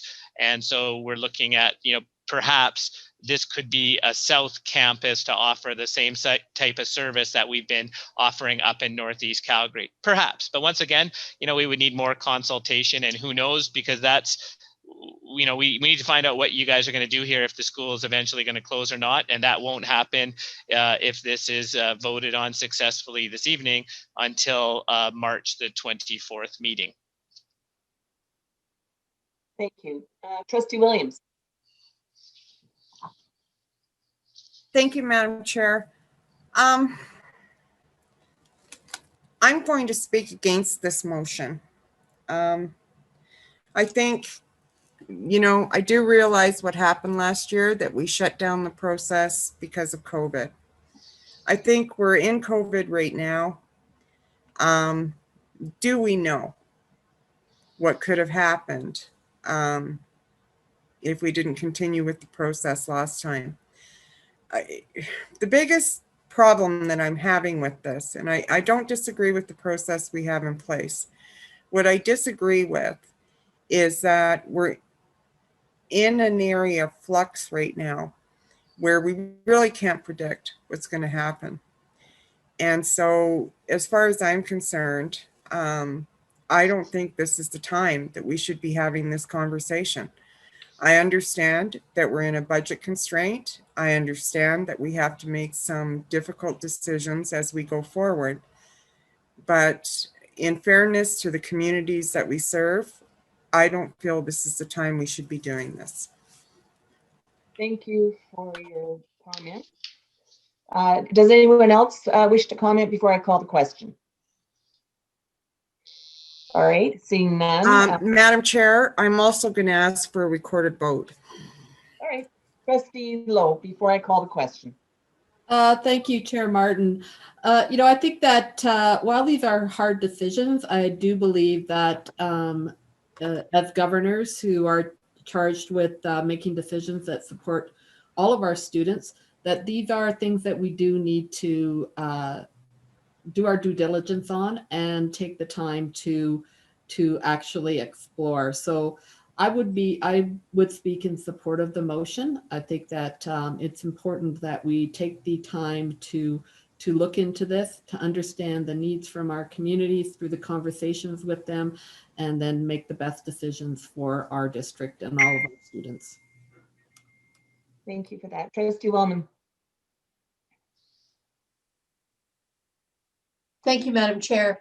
I think in light of Trustee Williams' comments, and I certainly appreciate where she's coming from, it just makes me want to ask another question of administration. Administration did provide under 4.6 a table of student enrollment by school year for St. Gerard. And back in 2017, 2018, they had 16 kindergarten students registered. It's projected for 2023, 2024, they will have 16. And despite COVID, with online learning for this year, they have 15. So did administration use their standard process of looking at Calgary City census to come up with the projections for 2021 through to 2024? To the Chief. Thank you, Madam Chair. And in response to Trustee Wellman's question, the answer is yes, we do rely heavily upon City of Calgary census information. And I also like to point out on that chart that we have provided two numbers for this current school year. We know that there are 8 students who left St. Gerard School to join online learning, which leaves St. Gerard School with a total of 75 warm bodies that are in face-to-face instruction. And so both numbers are significantly below utilization. In fact, in Calgary Catholic, we like to think a school that is a healthy school has an enrollment of 150 students or more. As soon as we dip below the 150 student mark, it requires additional money being invested in the school above and beyond the money that we take in from the provincial government to make it a viable school building. And I think that's really important to highlight. Okay. And if I could, just one last question based on this table. I mean, this table only goes back to 2017, 2018, where you show a total of 104 students. You had mentioned that right now we need about 150 students, if you will, to kind of break even, if you will, on expenses over revenue.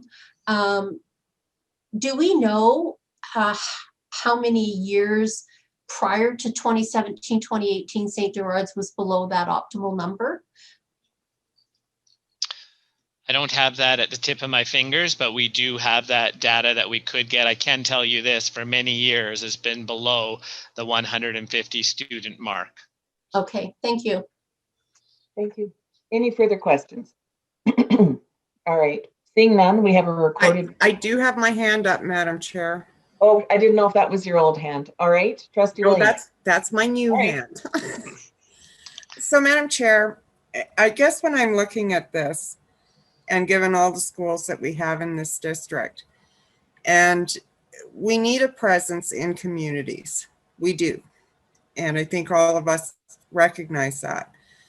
And I do understand the import of our budgetary concerns. But on the other hand, I think we need to look at how much time are we spending when we decide that we're going to do a school closure or put the process in place to do one. And what time are we putting in it? And what are we investing in that community to work with us to make it work? And again, I'm going to say I oppose this. I think given the circumstance that we're in, that we're premature on doing this, even though it is a budgetary constraint. Thank you for that. Last time, any questions? All right, then this is a recorded vote and I'm calling the question. All those in favor? Chair Martin, this is Teresa. Would you just mind, because I can't see everybody on the screen, tell me who is, okay. You betcha. Trustees Rath, D'Souza, Wellman, Lowe, Iavanelli, and Martin. Vote in the affirmative. Against? Oh, sorry, just a sec. Rath, Trustees Rath, D'Souza, Wellman, Lowe, Iavanelli, and Martin. Vote in the affirmative. Those opposed? Trustee Williams? Trustee Williams. Votes opposed. Thank you very much. All right, and thank you. And before we move on to our next consideration, again, to emphasize, this starts a process of consultation and has been echoed by our administrative team. A very difficult conversation on many levels. I want to thank administration for the provision of the report that provided the background that helped us come to a direction for today. And I anticipate, as the board does, and look very much forward to listening to the constituents. Those will be directly impacted by any potential change to St. Gerard's, and look forward to reviewing that data. With that, then I will again turn to administration for consideration of our second consideration. To the Chief. Thank you, Madam Chair. And just before we move to St. Angela's, administration then will work closely with the St. Gerard community as we plan the dates for most likely end of February and move forward on the process of getting feedback. Now, at this time, I'd like to call upon Superintendent McDonald to walk us through the St. Angela School closure proposal. And so over to you, Superintendent McDonald. Thank you, Dr. Zumlas. I will share my screen again if everyone's okay.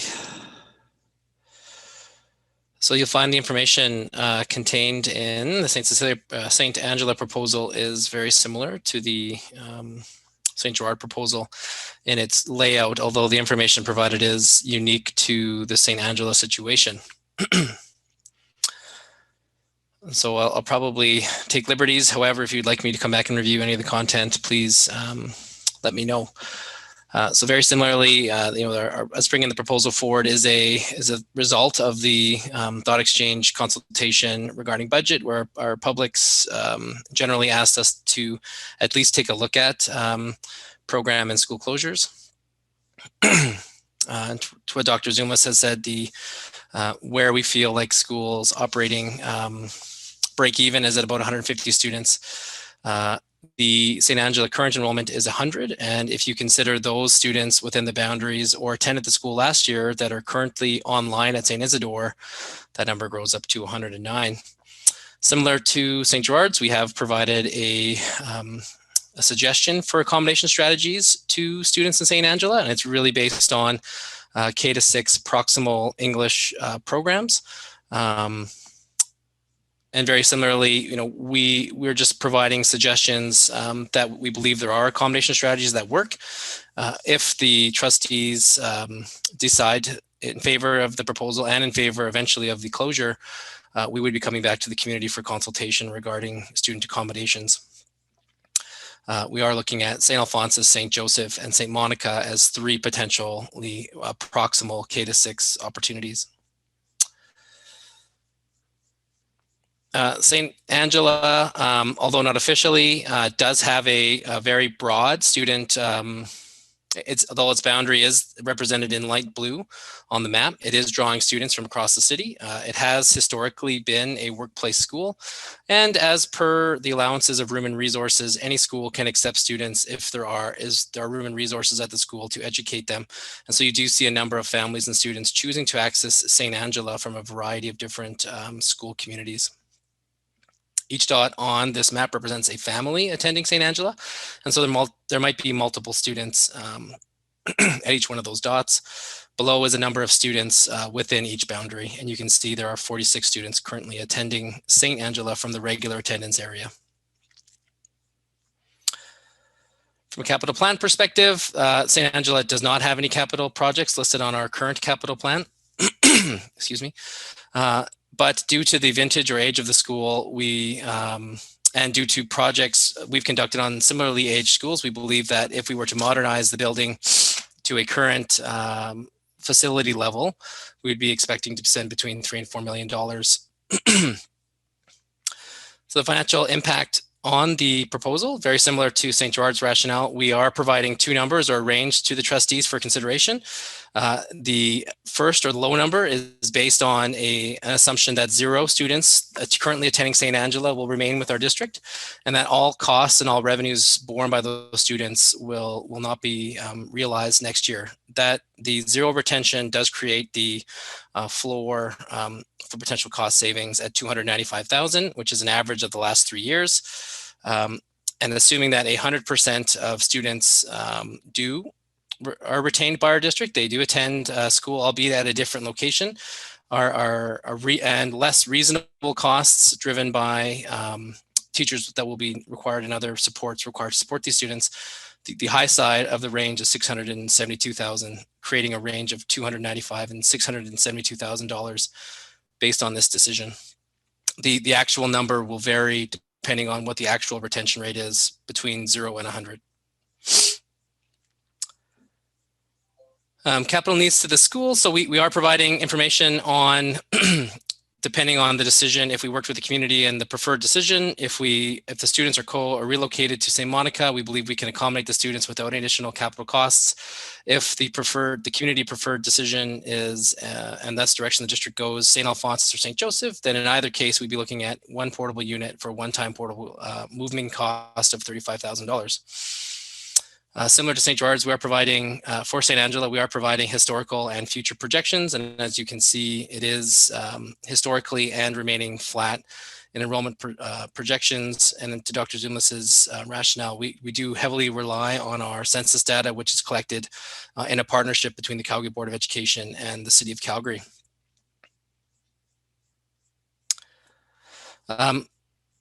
So possible alternative educational opportunities. At this time, we are not, we do not see a future use for the facility currently. But with all of our closed schools, you know, we are always looking at options to ensure the continued public use of the facilities. Some potential uses may be, you know, other district needs that we become aware of in the future, as well as other public school board needs, charter school needs, or other needs. So we do look to try and find a use for the school once it is no longer operating an education program. Similar to St. George's, we are providing Help Plan Our Future process for consultation during a time of COVID. And similar to St. George's, we believe that we can meet the intent of Board Handbook Policy 14, Section 7. And so we are describing how we intend to meet those obligations through Zoom.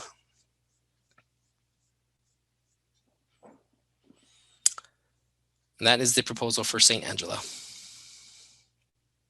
Thank you. Oh, perfect. Thank you for that. Like you read my mind. And thank you again for collating the information needed on both. And as was the process with our last contemplation, if I can turn to Trustee Ivanelli.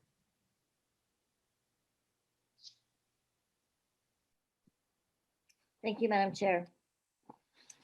I move that the Board of Trustees directs the Chief Superintendent to take all necessary actions and proceedings required under the Education Act and its regulations, and all applicable board policies and administrative procedures to address the proposed closure of St. Angela School and all of its current grades K to 6 at the end of the 2020-2021 academic year, and that the date upon which the board plans to vote on a motion to close St. Angela School and all of its current grades be March 24th, 2021.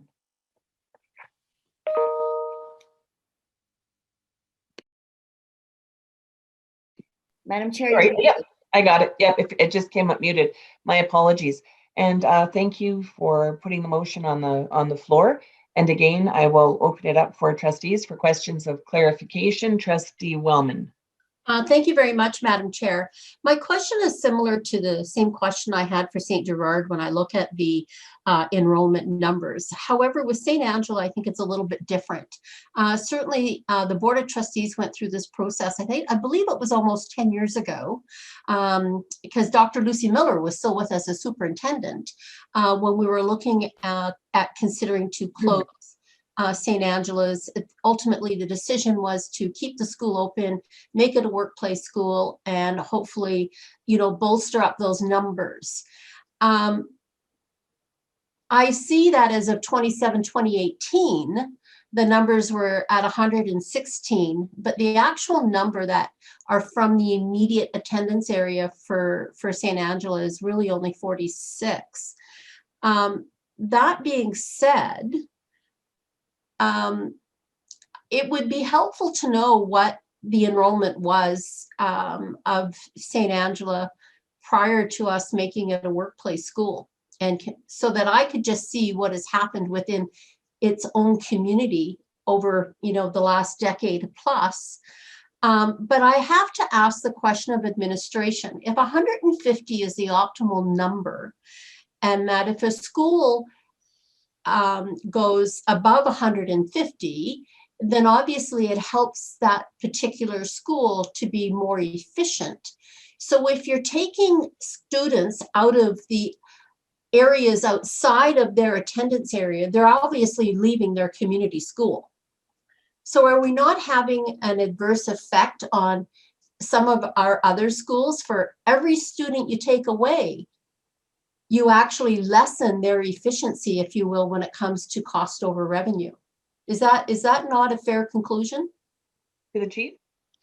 From a budgetary lens, that is a fair conclusion. But I think, Calgary Catholic has a long history of working with parents, and for a variety of reasons, principals, many principals, not every single principal, they have the ability to allow a student to enter their school according to the language of the Education Act if there are room and resources. We have some schools that are capped or at their limit with their serving their own community, especially our new schools and new areas that are bursting at the seams. But I think the point here is that St. Angela School administration, if we look back in history, has worked hard with that community to try something like a workplace school to try to boost its enrollment over time. It worked a little bit, but it hasn't been sustainable over the long run. And for the last number of years, it is operating below that threshold of 150 students. And we can definitely provide more historical registration numbers if the Board of Trustees approves the process going forward, and we'll build that into our help plan our future evening, so we can look specifically at the actual number of students that live within the boundaries. And I think you bring forward a really good point here, Trustee Wellman, 46 students. And when I started this evening, I talked about there's two benefits of why we close schools. And once again, I'll say it, it tears my heart that we even have to have these conversations. But the number one benefit is these students, if they're integrated into a bigger school, there'll be more opportunity for programming, more opportunity for extracurricular activities, of course, in a world outside of COVID, right? But, and the reason for that is because in bigger schools, you have more staff, and with more staff, you have more clubs and more everything else that's going on than in a small school. It's much harder to offer those extra things. So the last question I have in regards to the enrollment and the projections is, I know we use the City of Calgary census data. It's impossible to use that methodology for St. Gerard's because you only can guarantee some of the students that live within that area.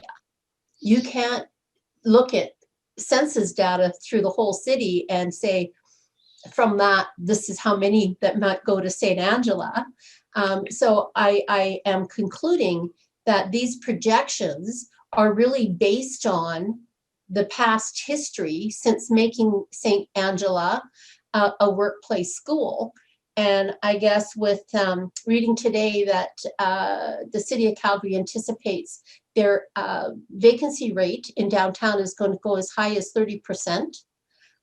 That's got to be a concern. And then, of course, understanding that Synovus is going to be laying off over 2,000 people, that there's a lot of things that can really impact your projections that I'm looking at right now. Madam Chair, Trustee Wellman is absolutely correct that we're fortunate in Calgary Catholic to have our manager of planning, Nishka Waite. She looks closely at census data. And I think in your comment, Trustee Wellman, I think you meant to say St. Angela earlier. You said St. Gerard. But the point you're trying to make is that when you look at census data for the community that is located close around St. Angela within its boundary or attendance area, that, and then there's a bit of predicting that has to happen because it is a former workplace school to see, how many, to make an estimate as to how many kids would come to the school for kindergarten. And so it's a bit of a crystal ball, like for sure. But when we look at the past trends for this school, that for the last many years, it's been well below the threshold of 150 students. Okay, thank you. Thank you. I have Trustee Williams and Trustee D'Souza. Thank you, Madam Chair. I was in the queue. Okay, I've got you too, Trustee Williams. Thank you, Madam Chair. I'm again going to oppose the motion in front of us, and again for the same reason. I think that given the year that we've had and with what's happened with COVID, do we really have a fair chance to assess where we're going to go on going forward? Also, listening to what's happened, and I find it very discouraging. And I know it's being driven by budgetary concern. But the fact is, I certainly wouldn't want to see us go forward as a school district and say, okay, if you have under 150 students in your school, then you're up on the cutting block. And I think this is a dangerous place for us to go, because one of the important things for us to be as Calgary Catholic is having presence in our communities. And, I'm looking at this from two different places. I understand that we have to be fiscally responsible. I understand that. But I also understand that our first and foremost is to the students of our district and their families. So are we going to start cutting out schools because, you didn't meet the 150 threshold and therefore we think you need to be gone? And I'm very concerned about that. And I look at my knowledge of the rules. They have schools with low populations that are schools of necessity. Well, maybe that's what we need to look at right now. These schools that we're planning on closing, and when you look at the map and where these schools are located, whether it's St. Gerard or St. Angela, and then you look at the closest schools to them, are we ridding ourselves of saying, okay, well, we're just not going to be in your community anymore? And as I said, typically I would agree with this process, but during this period of time with COVID, do we actually know what our numbers are? Do we know that we're making a just decision on this? And I feel very strongly about this. And I'm a little concerned about what's being projected right now as we walk through this.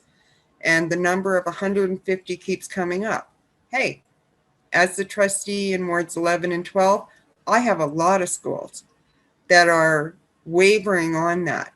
And I think the message we're sending out is not a good one.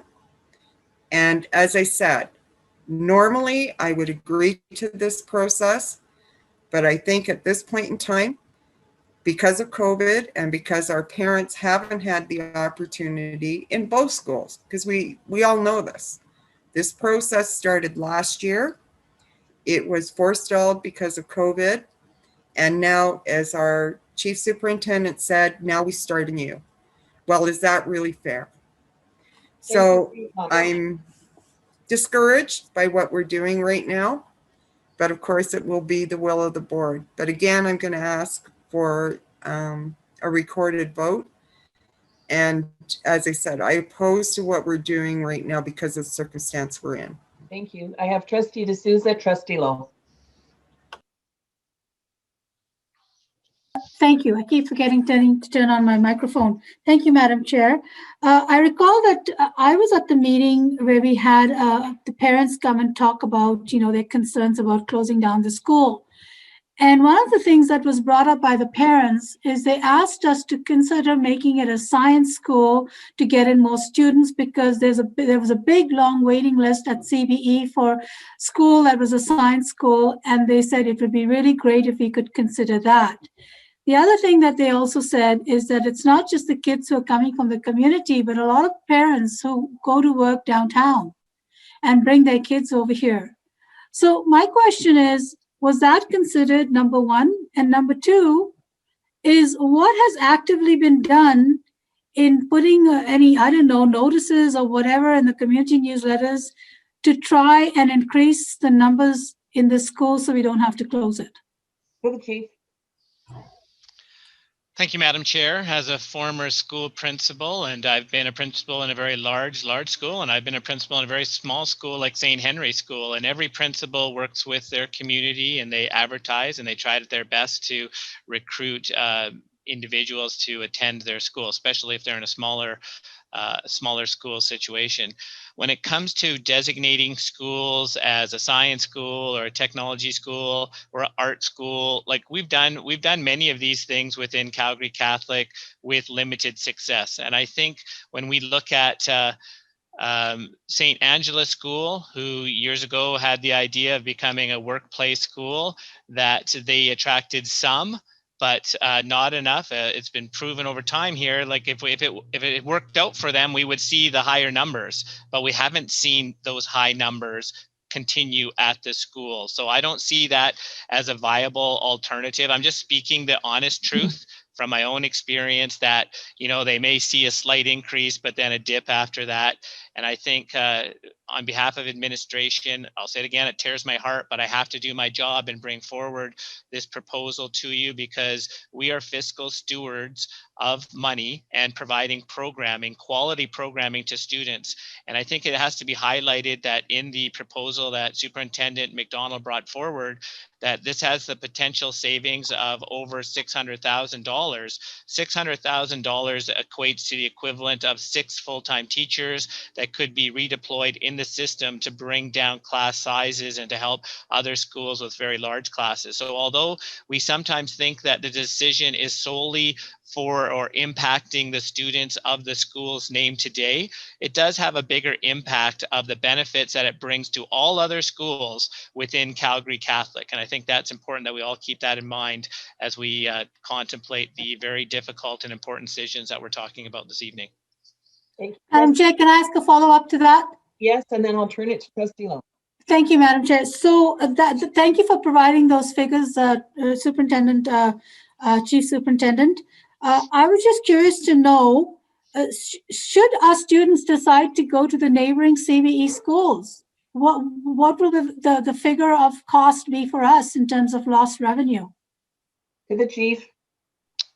Thank you, Madam Chair. So if you go back in the proposal that was presented on St. Angela's School in section 4.4, it talks about there's a range. Like it really depends upon how many students stay, because our savings is twofold. The savings from closing the school for not paying for an extra caretaker at that school, for paying for the secretary at the school, for paying for an assistant principal at the school, or a librarian at the school. So you get savings there, but you also get income coming in for every student that is no longer at that school but stays with Calgary Catholic. We receive income from the government. So by putting that together is how we come out ahead, right? And so the range is somewhere between, as noted on Superintendent McDonald's report, anywhere from $295,000 to $672,000. And we don't know, because it really depends upon, first of all, does this even go forward? And if this even goes forward, how many students stay and how many students go? Thank you, Madam Chair. Thank you. I have Trustee Lowe and then Trustee Rath. Thank you, Madam Chair. So thank you, Chief Superintendent Zimbalist, for the comments around our decision making, and the impact is greater than one individual school when we look at these things. That was one of the points I was going to raise. But I do have a question in regards to the dollar amounts. I know that this year, and correct me if I'm wrong, but I believe that I'm correct, that we have a principal that is shared at St. Angela and another location, and that we don't have 2021 data in the budget information. How does this impact the dollars, or does it, or how was it considered in this information provided to the board? Thank you, Madam Chair. So talking about the one principal's two school pilot project that we implemented this year, a principal on average is $125,000 salary. So instantly, by having one principal share two schools, you would think that you're saving $125,000, but that's not the case, because we do have to have an assistant principal at the school, because the principal can't be in two buildings at once. So to do that, what we do is we do have to inject a bit of money to afford a half-time teacher to free up an assistant principal to help. So it really equates to a saving about half of a principal's salary. So there is some savings there by having one principal share or look after two schools. All indications in relation to that project thus far is it's been pretty positive. We are in the middle of getting more data so that we can bring it back to the board to see if that's something the board and administration want to continue as we go forward. But it is partial savings for sure by having one principal share two schools. Thank you. Trustee Lowe, any further questions? No, thank you for that information. Just maybe close with a comment that I would be speaking in favor of this, because I do believe that as a board we have to do our due diligence to understand the needs, and this is why we have the process with our community to gather information. And we're not making a decision today. We're only allowing us to have this conversation. Thank you. I have Trustee Rath. Thank you. Thank you, Madam Chair. Actually, that was a great point, Trustee Lowe. Madam Chair, I just wanted to make sure we are bringing it back to, this is our ask today is, are we going to have an HPOF process? Are we going to go through this rigmarole of making sure and asking all the questions and making sure we've done our due diligence? So I just wanted to bring us back to the motion at hand, that we are voting on whether or not that we are going to be looking at this. And yeah, that would be correct. Okay. Perfect. Excellent. All right. Can we call the question then? No, I will call. No? I'll call the question. Okay. I wanted to comment though first, and I haven't commented on either until this point, because usually the chair waits till the end. But as one of seven, I did want to share my observations. And we have been in these very difficult situations before. Again, I want to thank administration for a thorough presentation of all of the facets that need to be considered when we're looking at potentially closing schools. We've talked a little bit about the 150 and budgetary constraints, and I know that there was an opportunity to address that, but I think what we really need to ensure is delivered loudly and clearly that at the end of the day, we're making the best decisions for the students that we serve.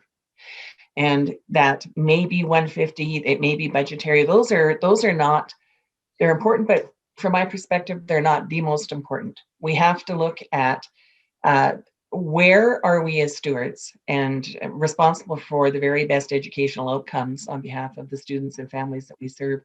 How are we going to do that? Is it possible in a school that may or may not be optimally filled? Are there other options? Those are all conversations for another day. But I really want to make sure that it's understood that there are a variety of really important contemplations and conversations that this board will have as we consult with our community. And I'm satisfied with the process for consultation as outlined. Despite COVID, I think that we can do this well. I think one difference between last year's consideration and this year's was last year's demanded a decision, I believe, within a couple of weeks of a complete lockdown, which was unprecedented. We've come a long way in a year in our ability to reach out to communities, and I am comfortable that we will have a robust consultation. Looking forward to reading submissions from those who are impacted, and I know it's going to help inform the ultimate direction that this board is going to take. And before I call the question, which will be a recorded vote, this is one last opportunity for anybody who has anything to share, and seeing no hands, then I will call the question. All those in favor? Again, Chair Martin, if you could let me know. Sure will. I have trustees Rath, D'Souza, Wellman, Lowe, Iavanelli, and Martin. And Thank opposed? Trustee Williams, opposed. Thank you very much. All righty. And thank you again to administration for walking us through the process to this point. That will allow us to move on to item 7.1B, which is policy 15. And this is part of our regular policy review that we do as part of our responsibilities as governors to ensure that the policies that we have are current and appropriately written. If I could have a motion. Madam Chair, I would move that the Board of Trustees amends Policy 15, Recruitment and Selection of Personnel as follows. Amend bullet point 2 to now read as, in order to protect the board from sudden loss of the Chief Superintendent's services, the Chief Superintendent shall ensure that staff is designated to perform the services of the Chief Superintendent in the case of a short-term or prolonged absence, no longer than 365 days, and that the chair is advised of the delegation. And then to amend the legal reference to now read as Parts 4 and 7 of the Education Act. Thank you. You have the motion on the floor. I see Trustee Williams. Thank you, Madam Chair. There needs to be some clarity on this, because if you look at the first bullet that's on there, it basically says that the only people responsible for the Chief Superintendent is the Board of Trustees. The problem with this one, and although we're used to it, is that, we have the revolving, if you will, superintendents that are put in place by the Chief Superintendent.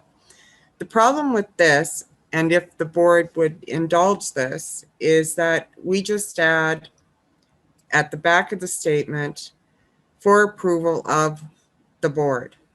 Because I think at this point in time, what we're doing is saying that you can designate, or basically that chief can designate to you what's going to happen. But the fact is, it has to be board approved.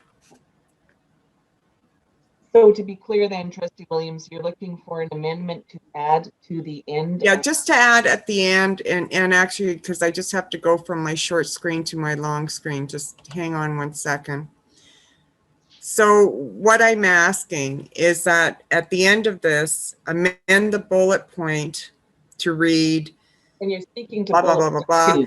And then at the end, and that the chair is advised of the delegation for approval of the board. Because I think the problem that we have with this right now, and even if you look at number 1 above it, the fact is it states, and we know this from the Education Act, the chief cannot designate or appoint anybody to take him over. The only people that can is the board. The problem with putting in this or prolonged absence no longer than 365 days is that, and all of us know this, that the chair does have a letter that if something happens to the chief, there is an advisement of what the delegation should be. But what's not there is that the chair can't make that decision on their own. It has to be a decision of the board. And I think that's what's missing from this. All right, so we have a request. So I would ask for that amendment. All right, I'm going to ask you to give the wording specifically so that Omar could incorporate it as a potential amendment. I have trustee D'Souza, trustee Bowman. Thank you, Madam Chair. That's exactly the point I was trying to make at the special board meeting. I was very concerned the way it was written. I had expressed at that meeting that the trustees who were present at the meeting were aware of what it meant, but should we all not come back, the 7 of us, it's not apparent, even though we have the privy and we can put whoever we want. It was not apparent and transparent in that policy. And so I would like to see this amendment, because without this amendment, I would like a recorded vote and I cannot support it. Thank you. I have trustee Wellman and trustee Lowe. Thank you, Madam Chair. Well, Madam Chair, we certainly did have a very robust conversation in regard to this point, and I am going to speak against the amendment. And because this is about giving the chief superintendent the opportunity to designate individuals to provide services, certainly not to replace him, but to provide services. It's very clear within the Education Act that the Board of Trustees are the only ones with power and authority to hire the chief superintendent. We have a chief superintendent that every month designates a senior officer to fulfill his role in the event that there is a sudden loss of his services, whether that be through illness, an accident, whatever the case may be, winning, you know, the lottery, whatever. And so I would hate to see us get bogged down every month having to approve that type of designation. The superintendent designates people on, I think it's a bi-weekly basis throughout the summer, so that everybody has an opportunity to take a vacation. And then that would suggest then the board would need to approve that. And I just can't support that. Again, the board always has the sole authority to change anything. And if there was a case where there was a prolonged absence of even 120 days, the board has the opportunity to say, you know what, we want to do our own appointment. So, Madam Chair, I just will not support that amendment. Thank you. I appreciate that. Before we go on, and I've got 2 in the queue, trustee Lowe and trustee D'Souza, would it be possible to put the proposed amendment up so we can know with certainty the wording that is being proposed? Is it possible to put it up on the screen? It is. Just give Omar a moment Oh, here. sure. Yep.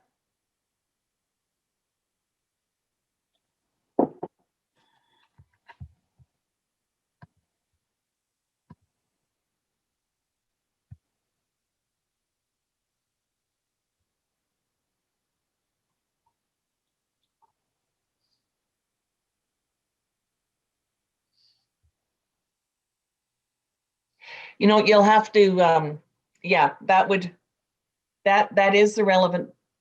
Whoops, we've lost you.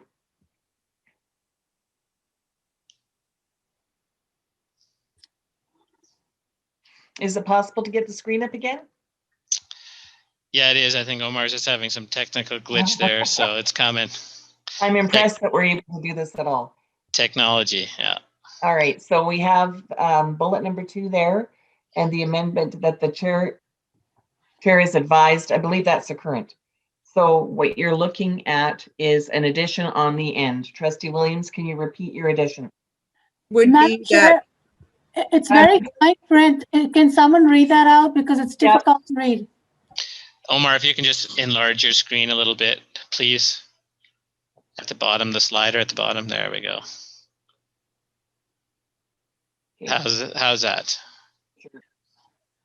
Okay, and then if we can have that amendment, Trustee Williams. was that after it says the chief, what is it? And that the chair is advised of the delegation. Yeah. And so the difficulty with that is that it's not your decision, it's a board decision. Right. So what it should say is for approval of the board. So, Madam Chair, if I could just... You would be advised, but then you would need to come to the board for approval. That's the only question we're asking. I understand what Trustee Wellman is saying, because obviously those of us that have been around, and even those that haven't been around as long as us, the fact is the chief appoints his superintendents, and they're always on the top of our calendars that this is what they're going to do. And that's how I understand this. But the fact is, if something happens to our chief, it's not for the chief to designate who comes into play. We're clear. We're clear on that. I have Chief Superintendent Zumlis who wanted to speak to it, and I have 2 in the queue. For the chief. Thank you, Madam Chair. Let's begin by hoping and praying that nothing happens to the chief. Highlight that right away. Yes, and I'm touching with Brian. But I just wanted to say that it is true that on a monthly basis, a different superintendent, and they're just on a simple rotation. So each one of my senior officers, superintendents, are on a monthly rotation. And so based upon the reading of this amendment then, and if this was to be approved, essentially what I would be providing to the board then is the calendar, the schedule of the months. That's for your approval. I guess that's how I'm interpreting this. Maybe I'm interpreting it wrong, but that seems like, and to me, that seems like an administrative role. And so here it comes down to governance versus administration. So we have to be careful when we're making amendments that we're not moving into the world of administration, but that's at the preview of trustees. Like that's totally up to you guys. And if you want to do that, right? No, Trustee Williams, I've got 2 others in the queue. I've got Trustee Lowe and Trustee Susan. Thank you, Chair Martin. So I would interpret the same way as Chief Superintendent Zumlis. So there are the cases where the chief is gone for a short-term vacation. That's a short-term absence. So there's the designate that takes over. Our policy should support, not hinder us in our work. And I believe the policy as it was read without this stands. So I would speak against this amendment. Number 1 states that if it is going to be longer than 365 days, the chief has no authority. We also know that as a board, we can give direction at any point in time. That is not something that has to be specifically written in every single policy item that we have. So I don't have a problem with the amendment as it read before, but I would not support this change. Thank you. I have Trustee D'Souza. Do you have something new to add? No, I just like to clarify the way I read it is I really honestly do not have any problem with the chief putting in someone every month. I don't want to micromanage. That's absolutely fine. I have an issue of if there is someone who's put in there for 363 days, for example, one person who's there for 363 days, then that's an issue for me because we should have a say in that. And I know, yes, we do, but it needs to be transparent and apparent over there. And this amendment makes it that way because I'm not going to get into every month who's in there. That's not an issue. Thank you. Omar, can I bother you just to put the faces back because I need to see if I have further hands up. I've got the amendment written down.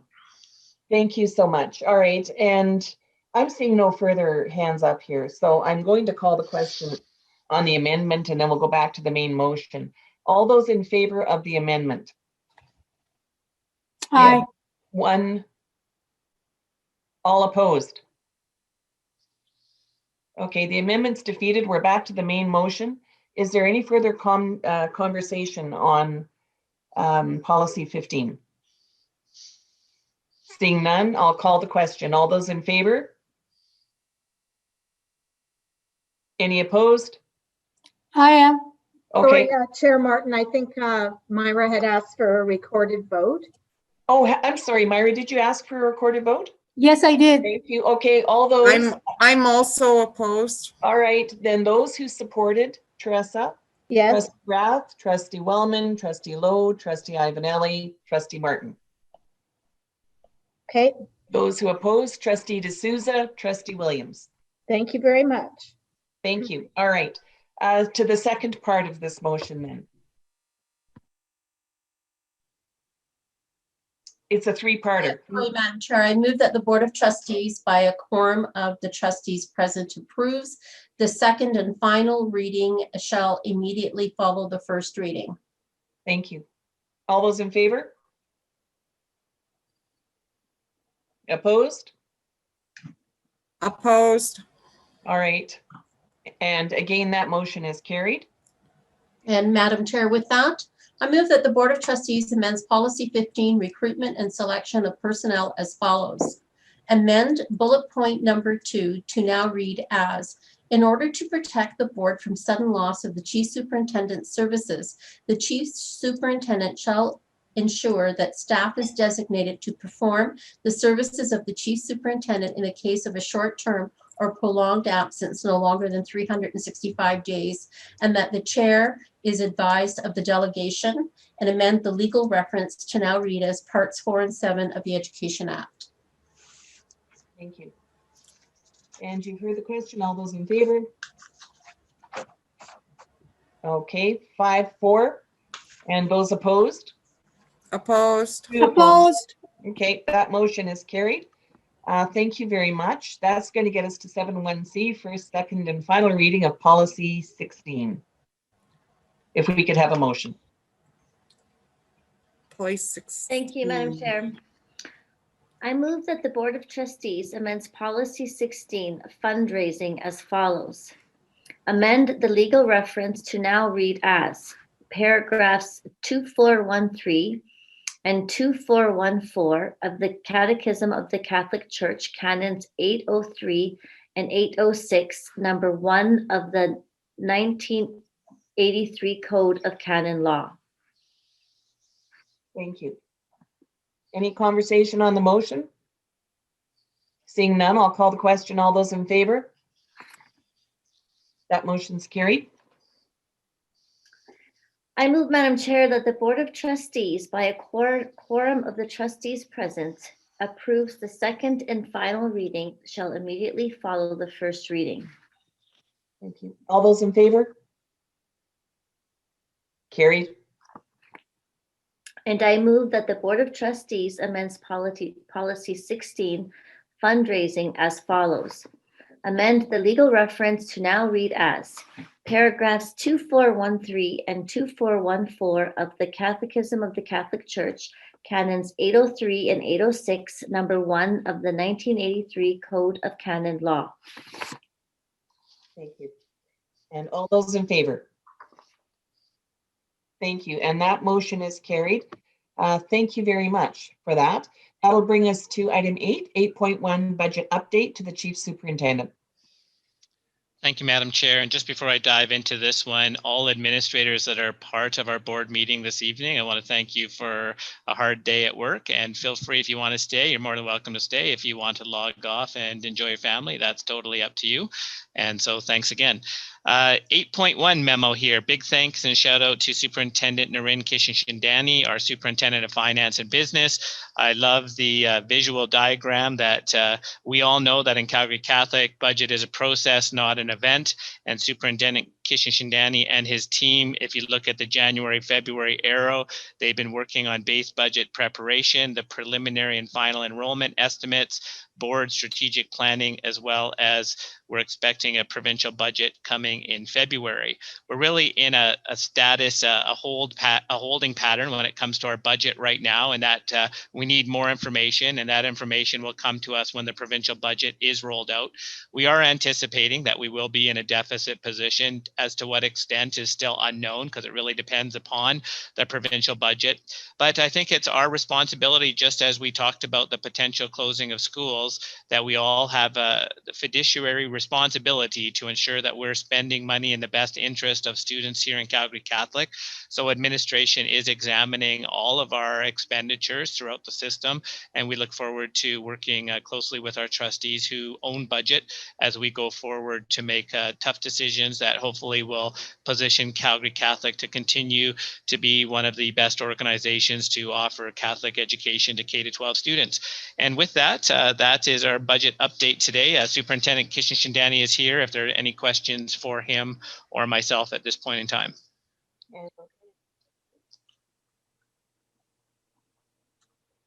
I'm seeing no questions at this time, and recognizing that this is a standing item of every public meeting. We know that this is still a work in progress and not a finite place that we land at once or twice a year. I want to thank you for keeping the board well apprised of the different drivers and how they're going to impact a provincial or a budget.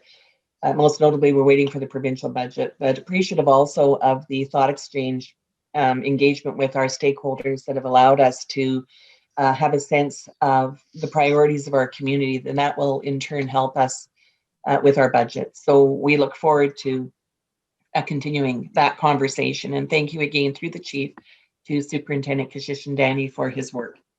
Very much appreciated. That'll allow us to move on to 8.2 COVID-19 update. And again, back to the chief. Thank you, Madam Chair. For memo 8.2, you'll see a copy of one of the parent letters that has been sent home since our last report. There was another letter that went home late on Friday that never made the board package, but will appear in our next update. And I also want to report to you the numbers as of today. We know the numbers for COVID-19 fluctuate day by day. As of right now, we're sitting with 3 staff infected, as well as 65 students who've tested positive. So that's a total of 68 individuals in Calgary Catholic who have tested positive.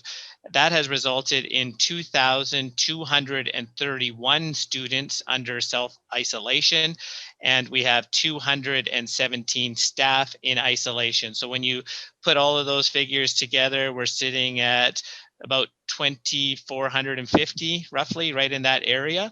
I also want to note that since we started monitoring at the very beginning of COVID-19 and the resumption of education back in September, we've had a total of 555 students who have recovered from COVID-19 and 90 staff who have recovered. And the final number I have for you is we have 43 schools presently with an active status of COVID-19. So that means they're either under alert or an outbreak.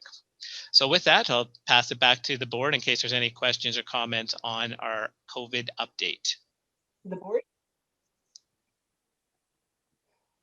Nope, seeing no questions again. Thank you for this report, for keeping our families included with your updates. I think that those go a long way, that and the presence on our website as well, to supporting our staff and our kids. Very much appreciated.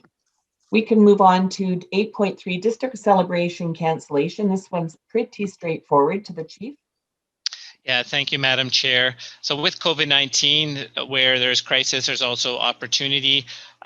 It's sad that we're announcing in this memo that the face-to-face celebration that we typically have in March each year to recognize students and staff for their accomplishments will not be taking place due to COVID restrictions.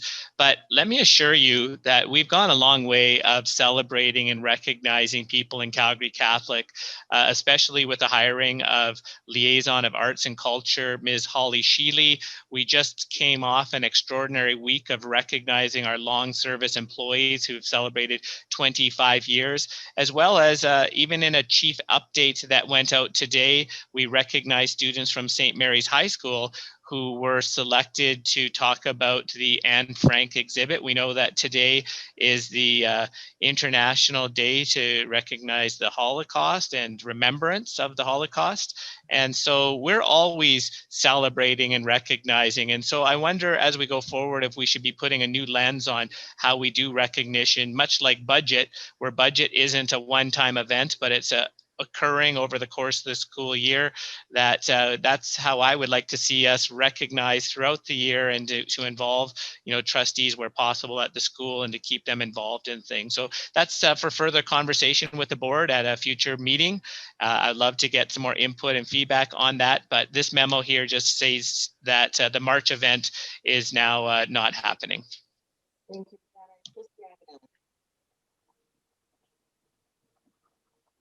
Thank you, Madam Chair. Sorry, I just had to unmute. The district celebration is always a beautiful evening that highlights our students, and is completely coupled with our formation of student success. Chief Superintendent Zumlis spoke of the numerous students who are worthy of recognition. And I recall with our FNMI students, certificates were sent out. Is there an idea or thought to doing that, where trustees could perhaps sign certificates for these students and to honor their recognition and their exceptional work within the district? I had a thought on that, but it sounds like this might be part of a bigger conversation of perhaps reimagining recognition that might go beyond the scope of this meeting. And if it's the will of the board, we could put that on a special meeting agenda for further work. I'll turn it to the chief for comment. Thank you, Chair Martin. I totally agree in that, the recognition by trustees, like, you guys own this. Like, you guys need to give me direction and help shape it. All I'm saying is that due to COVID restrictions, we can't have the face-to-face event here that's happening, but I'd be more than willing to work with you closely as a first team as we figure out, because the recognition is important, and how do we do that going forward? And this could be a great opportunity, because I think, from what I've experienced on these district celebration nights, even if COVID wasn't here, is maybe we've grown out of what we've tried to do in the past. Like, they are packed, like, they're so successful, they're amazing, but maybe we need to reimagine something different to go forward. To that end, and you brought up a really interesting proposal. Would there be, perhaps Trustee Ivanelli, you may want to consider a motion that might direct this conversation back to a special board meeting for further consideration. Any other comments on this item? Seeing none, then we will move. You have my hand up, Madam Chair. All right, Trustee Williams. Thank you. And I would agree with Trustee Ivanelli. And I would also agree with what Dr. Zumlis said, is that because we're bigger, the events are bigger, and maybe we do need to look at maybe doing it in a different manner, where we're recognizing the students, whether it's in Northeast, Northwest, Southeast, Southwest, whatever, but maybe we do need to figure out a better way to do the recognition rather than trying to have everybody down at the board office. Thank you for that. Trustee Ivanelli, then I'll leave you to prepare that motion. That will get us to 8.4, extended French relocation, All Saints High School. To the chief. Thank you, Madam Chair. So administration is constantly looking at how do we best serve the students in Calgary Catholic, and how do we operate within our fiscal means as well. And so the extended French program has been offered at All Saints High School. And in fact, it was part of the philosophical framework as we established this school. Now, All Saints High School has only been up and running for a couple of years, and it's already exceeding its utilization rate, like, it's at capacity. In the extended French program, it's sitting at about just over 60 students in that program. And we have a similar number of students over at Bishop O'Byrne High School. We believe we could offer a much stronger program if the students from All Saints were positioned or streamlined to merge with the students over at Bishop Carroll School, Bishop Grandin School. My apologies, I got the bishops all mixed up there, but Bishop Grandin School. And so that is one thing that administration has moved forward with. In fact, the principal of All Saints High School, Mr. Boulder, has reached out and contacted every family personally by phone. And they understand, they get it. Administration is also working on, a transition. Like, what if the students don't want to merge there? Like, what could we do? Could we offer some summer school programming, perhaps? Could we offer, something to merge it, maybe an online course? So all these things are being looked at right now, but overall, we believe this is the best path forward. And so we are moving forward with this. So this is updating the board of this change. Extended French is still offered in the district. So much like when we came forward with full day kindergarten changes, as well as the IB change in the past meeting, these are not program closures. I need to highlight, we are not closing any program. We're just relocating it to another high school because we believe it's best for students, and it will result in some budgetary savings as well. I want to thank Superintendent John McDonald, who leads the south part of the school district and has worked closely with the school community along with area director that's responsible for the school. And so we are in pretty good shape. So with that, I'll pause and open up for any questions that may be having tonight. Trustee D'Souza, and then Trustee Williams. Thank you, Madam Chair. I have a couple of questions. I really appreciate that the chief has considered having online schooling for this. I think that's a brilliant idea. I was curious to know, is there a French immersion program at CB in the vicinity? And if so, how many students could we possibly lose as a result of closing this? And then the second question is, will there be the same transportation considerations given when we were looking at the IB program? And my third question is that 2 weeks ago, because we were really tight on time, I had some follow-up questions to the IB program. When would I expect the answers to those questions? I think what we can do right now, and for the purposes of this meeting, is address the French immersion. No, I understand. Yeah, thank you for that. To the chief. Yeah, thank you. So there were three questions there. The first question in relation to what CBE French immersion schools are in that quadrant and their population. I don't have that information at hand. If that's the will of the board, or an individual trustee can put forth a trustee referral, and we'll definitely get that information for you. The second question, when it came to transportation, high school students have, most of them, the majority of them have bus passes. And so we work closely with our transportation department to ensure that there is a pathway for transportation to get them to the school. And then the last question in relation to, we are working on the questions that were submitted by Trustee D'Souza in relation to the IB programming. And so once Brad McDonald and his team, who have been overwhelmed with the number of requests, and I want to highlight this, like, there have been so much work that Brad and his team, Superintendent McDonald, have been under.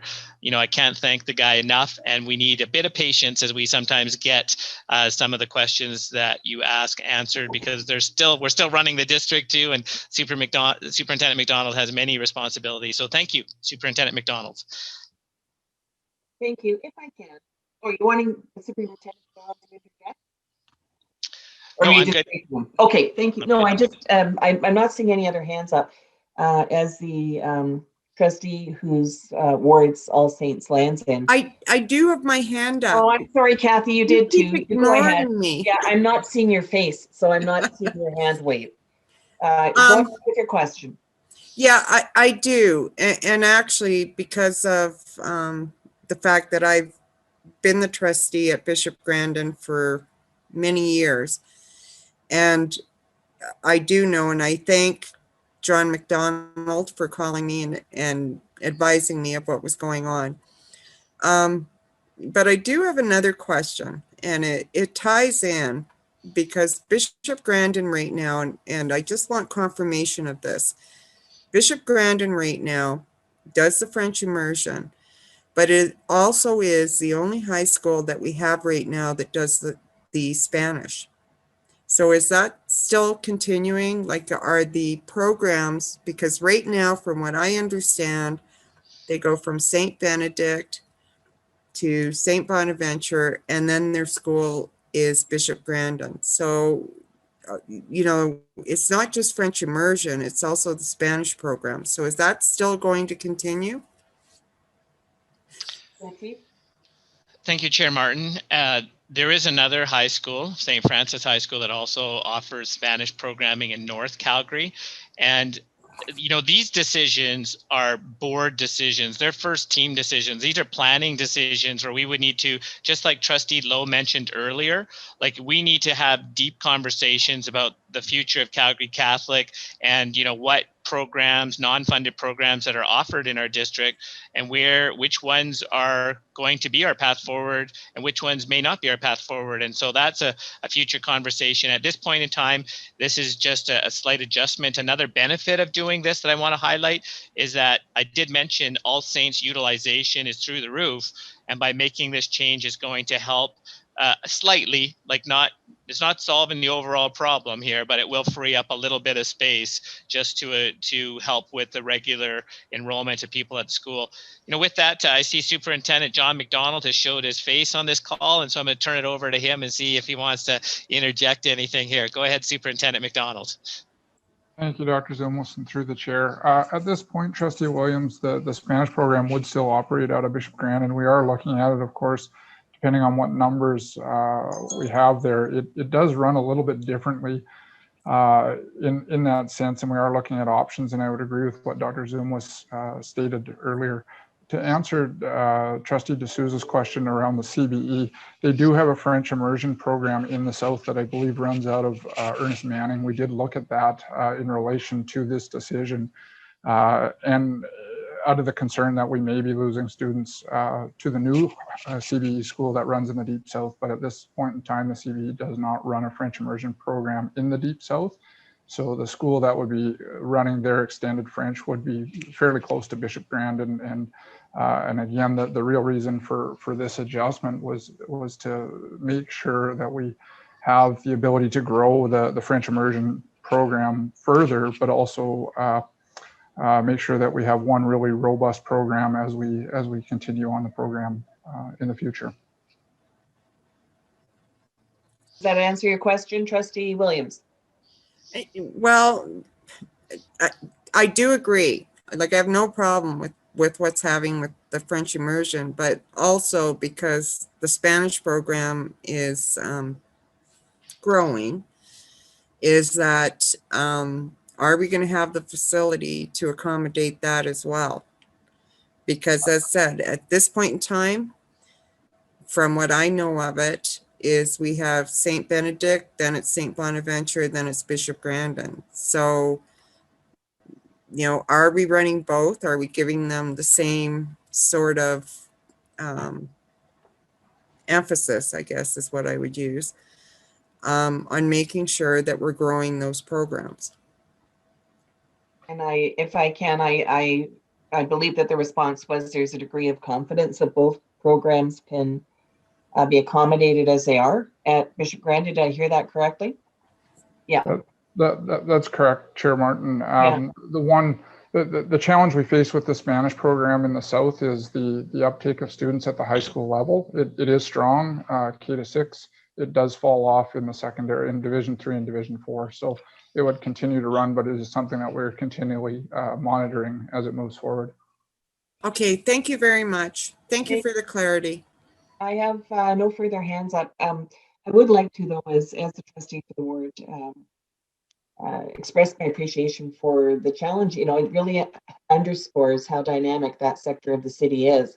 We're just into the third year of operation, I believe, of All Saints. We're needing to modify programs there so that there is capacity at a school that's already bursting at the seams. I think that the best decision that could have been made, given all circumstances, has been made. I do want to touch briefly on a comment that was made by Chief Superintendent Zumwalt regarding requests for information of administration. And I think that this is probably something that warrants further conversation. I'm not sure that it warrants policy revision, but I think that we all need at this particular time to be really cognizant of asks of a variety of types of information. We all have constituents who are interested, and for the information is important. But at this particular time of year, when everything that's being dealt with is being dealt with, it is a draw on the time of our administration, and I know that our trustees will be respectful of that. Thank you for that. That'll allow us to move on to 8.5, which is summer school planning. Back to the chief. Thank you, Madam Chair. I want to begin by thanking Superintendent Andrea Haloka, who leads up our summer school, and have had numerous conversations with Superintendent Haloka. And I want to take everyone back in time. Last summer, we offered summer school. We were the only metro school district that offered face-to-face summer school programming in a world of COVID-19, if you recall. And that St. Francis High School was on the very last day where we dealt with our very first case of COVID-19 in the district.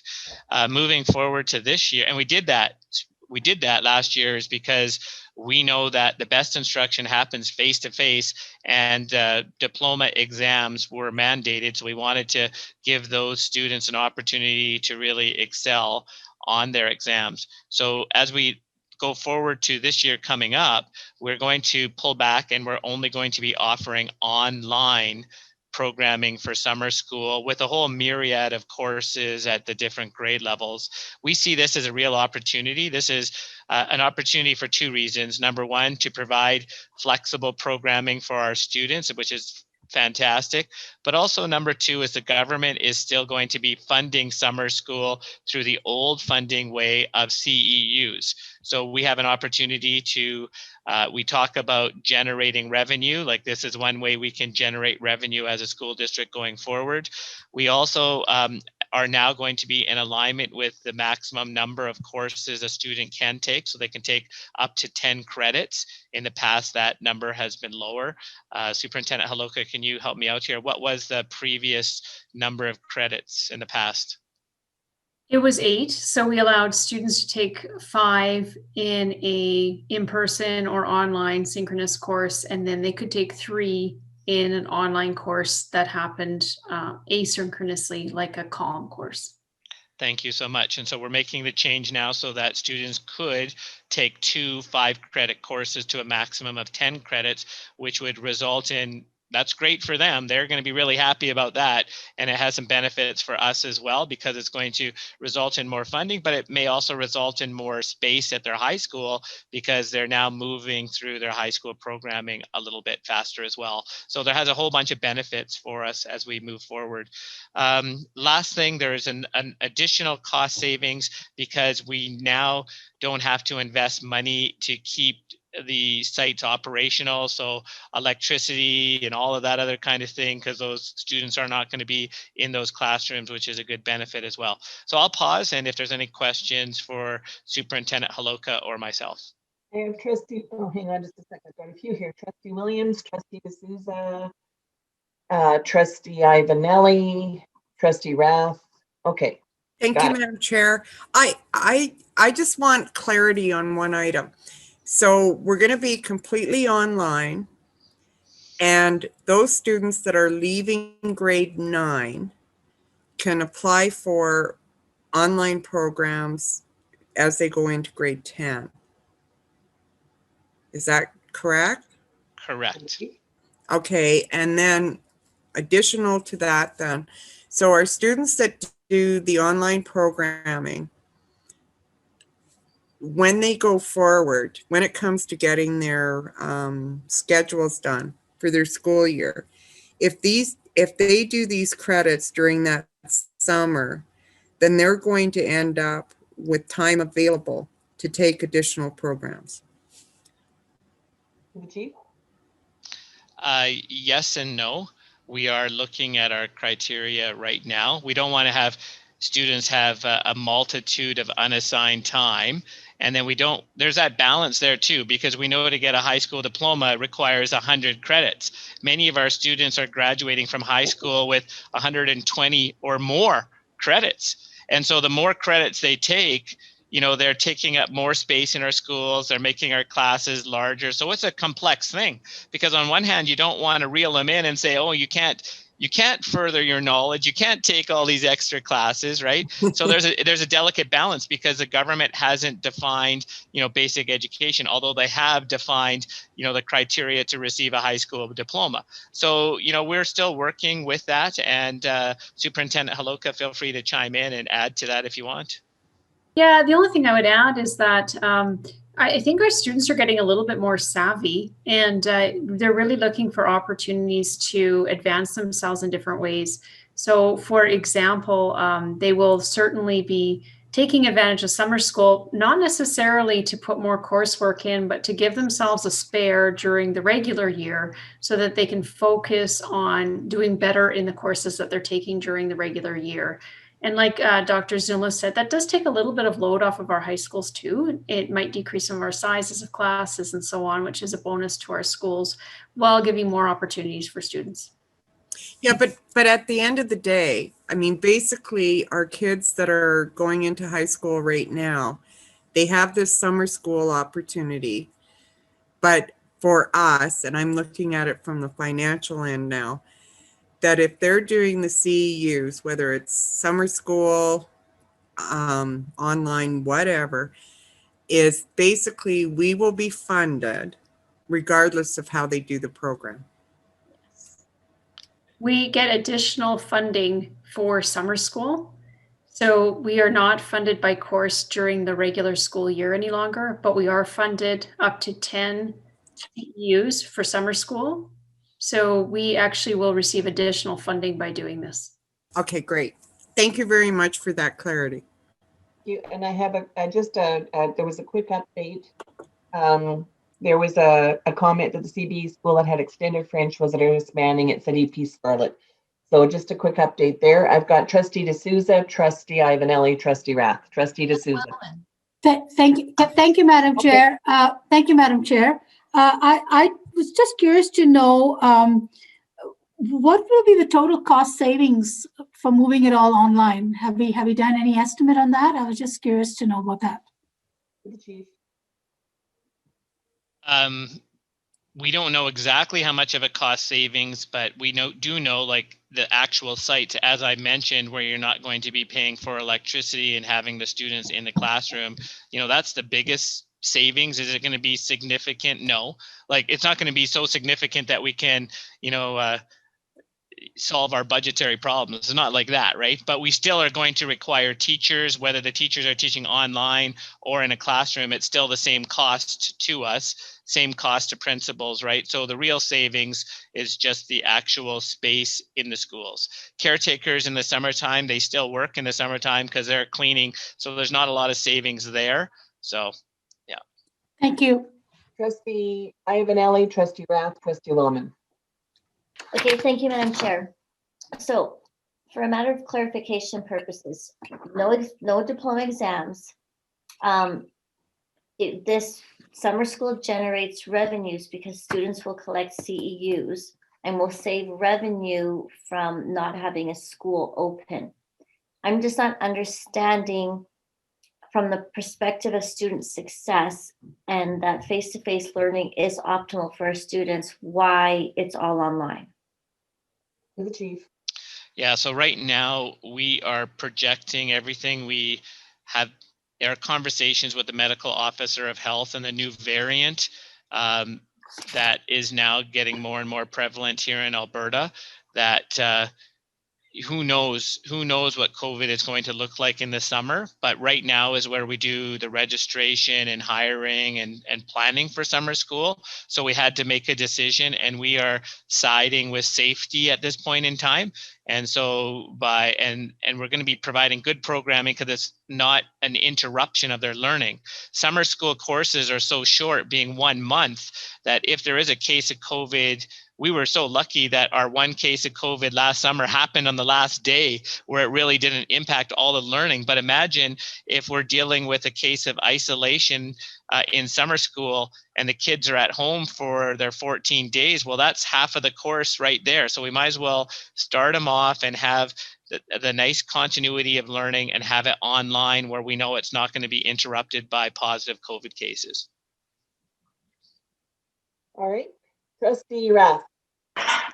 Thank you, Madam Chair. Just a quick question. So would teachers be providing these online courses? Would they be going into a school, like a congregated setting, like I guess it would be St. Gerard for St. Isidore or St. Francis, or do they teach from home? So at this point in time, that hasn't been 100% decided. I would suspect it could be a blend of both. We would want the teachers to have a relationship with the principal. But once again, it really is going to depend on where we're at with COVID, because if COVID is really rampant, we may do it all from home. And so we know that our teachers have done a good job from home. We know that they've done a good job from school as well. But if they're going to be in the classrooms using the power and the electricity, then that's that savings I talked about. We wouldn't have that savings, but it's not huge savings anyway. So I would say let's just wait and see and let our administrators figure that out. And it's really going to depend where we're at with COVID as we move forward. So I wish I had a definitive answer for you, but it's one of those COVID related things. We're going to have to wait and see. Okay, thank you. Thank you. Just to be clear, we have always made money with summer school, right? I mean, just because we're going to be going online doesn't mean all of a sudden we're going to be making money. We've always made money with summer school, correct? We have, but we may be making, not maybe, we anticipate we will be making more money because we're increasing the courses from 8 CEUs to the government allows us to, they'll fund up to 10. And so that's an additional, additional advantage for us when it comes to money, for sure. Yeah. And do you anticipate that more students will actually, because they can take study online, may enroll into summer school? So we'd be increasing our capacity? That is yet to be determined, especially with all of the online learning and COVID. There may be some fatigue and people may not want to do any more online learning. So, we'll want to open up our registration process here soon. And so then we'll have a better idea. And Superintendent Haloka, feel free to chime in here. What are your thoughts on if we're going to have larger numbers or not? Yeah, I mean, everything's very hard to predict right now. I do think we will have some students looking to take advantage of this, as this, we know that diplomas will not be required in the summer. So some who, have test anxiety or fear taking diplomas might participate in summer school more so than they normally would, just to sort of have that opportunity to opt out of the diploma. So that might spur some people on. And to be honest, if there's not a whole lot to do for kids, they might opt into learning in the summer, which is not a bad thing either, at least providing opportunities for students to learn. And some of them have had a pretty rough year from learning.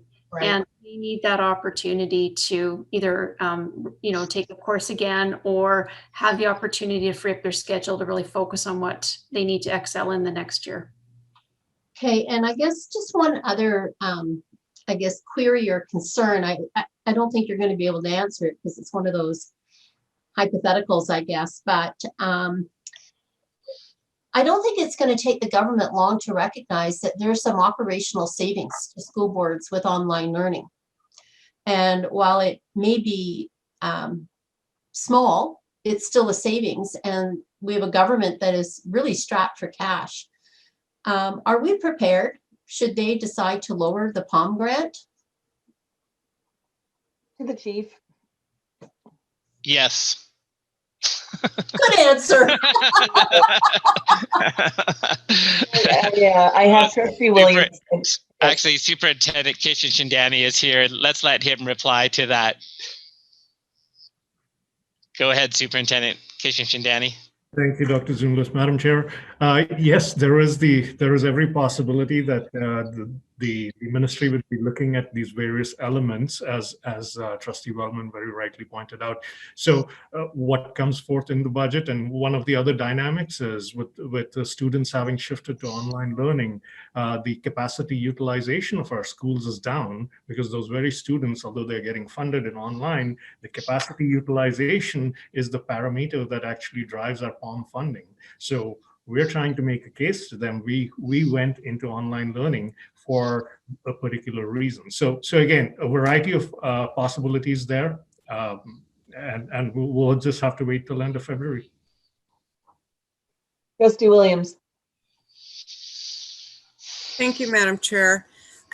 And, you know, because I've been thinking about this and I thought, okay, so a student, let's just take one student.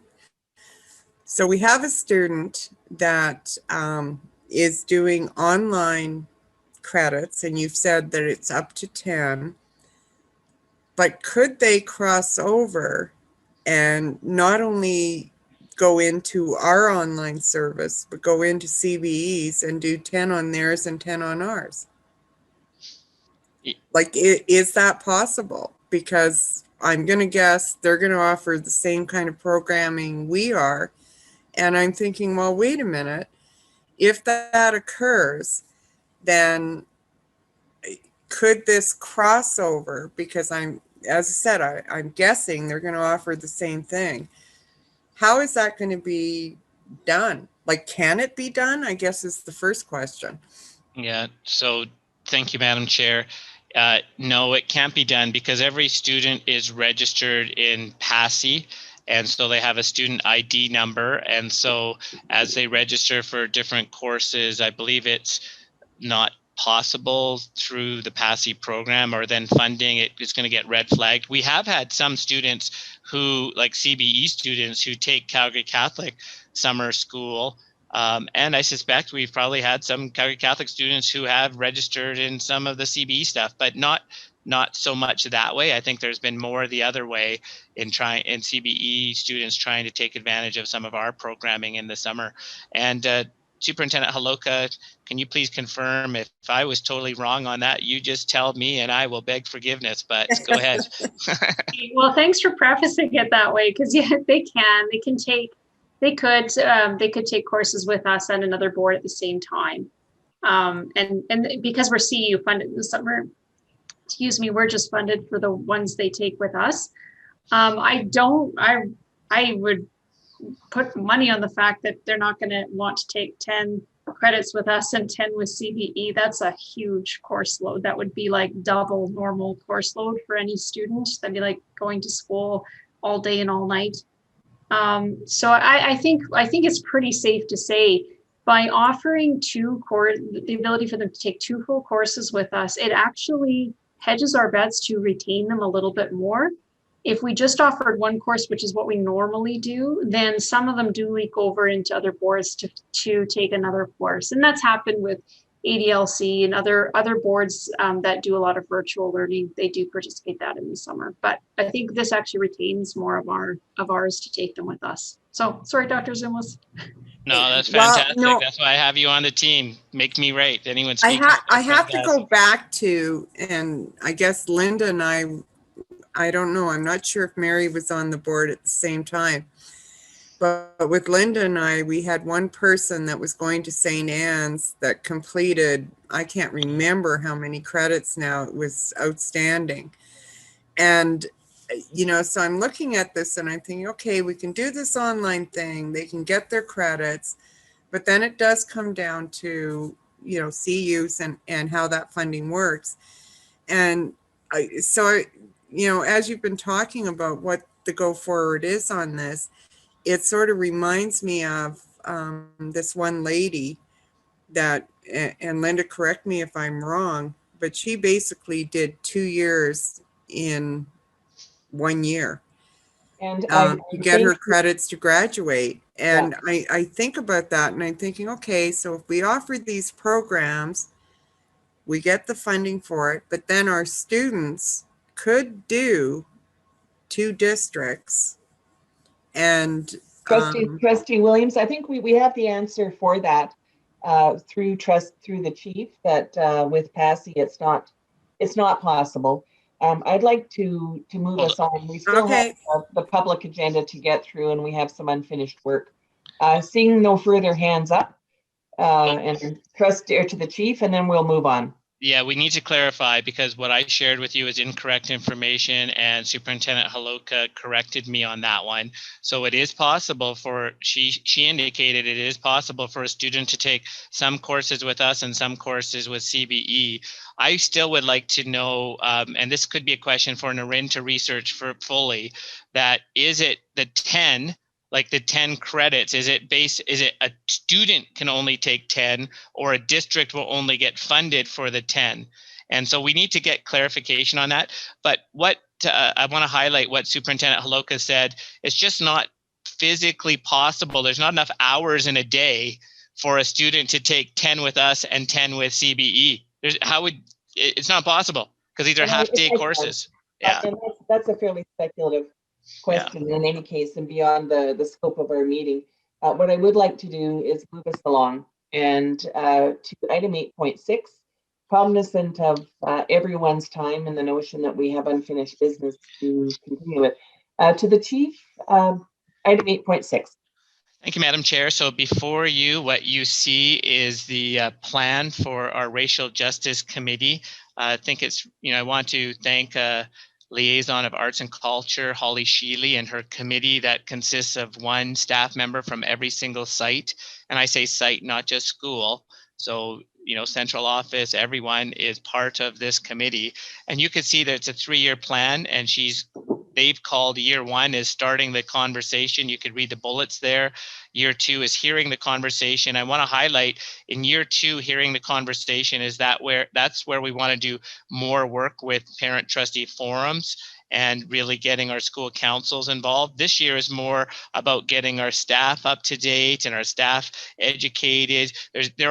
We can't forget about students. Students are woven into this plan throughout all 3 years. We know that coming up in February is Black History Month, so that's just right around the corner next week, and a lot of work has been going into that. But if you look at the title page, and I want to focus on the image of the hands and the heart and the cross, and I want to share with you the symbolism behind that logo that has been produced by Calgary Catholic.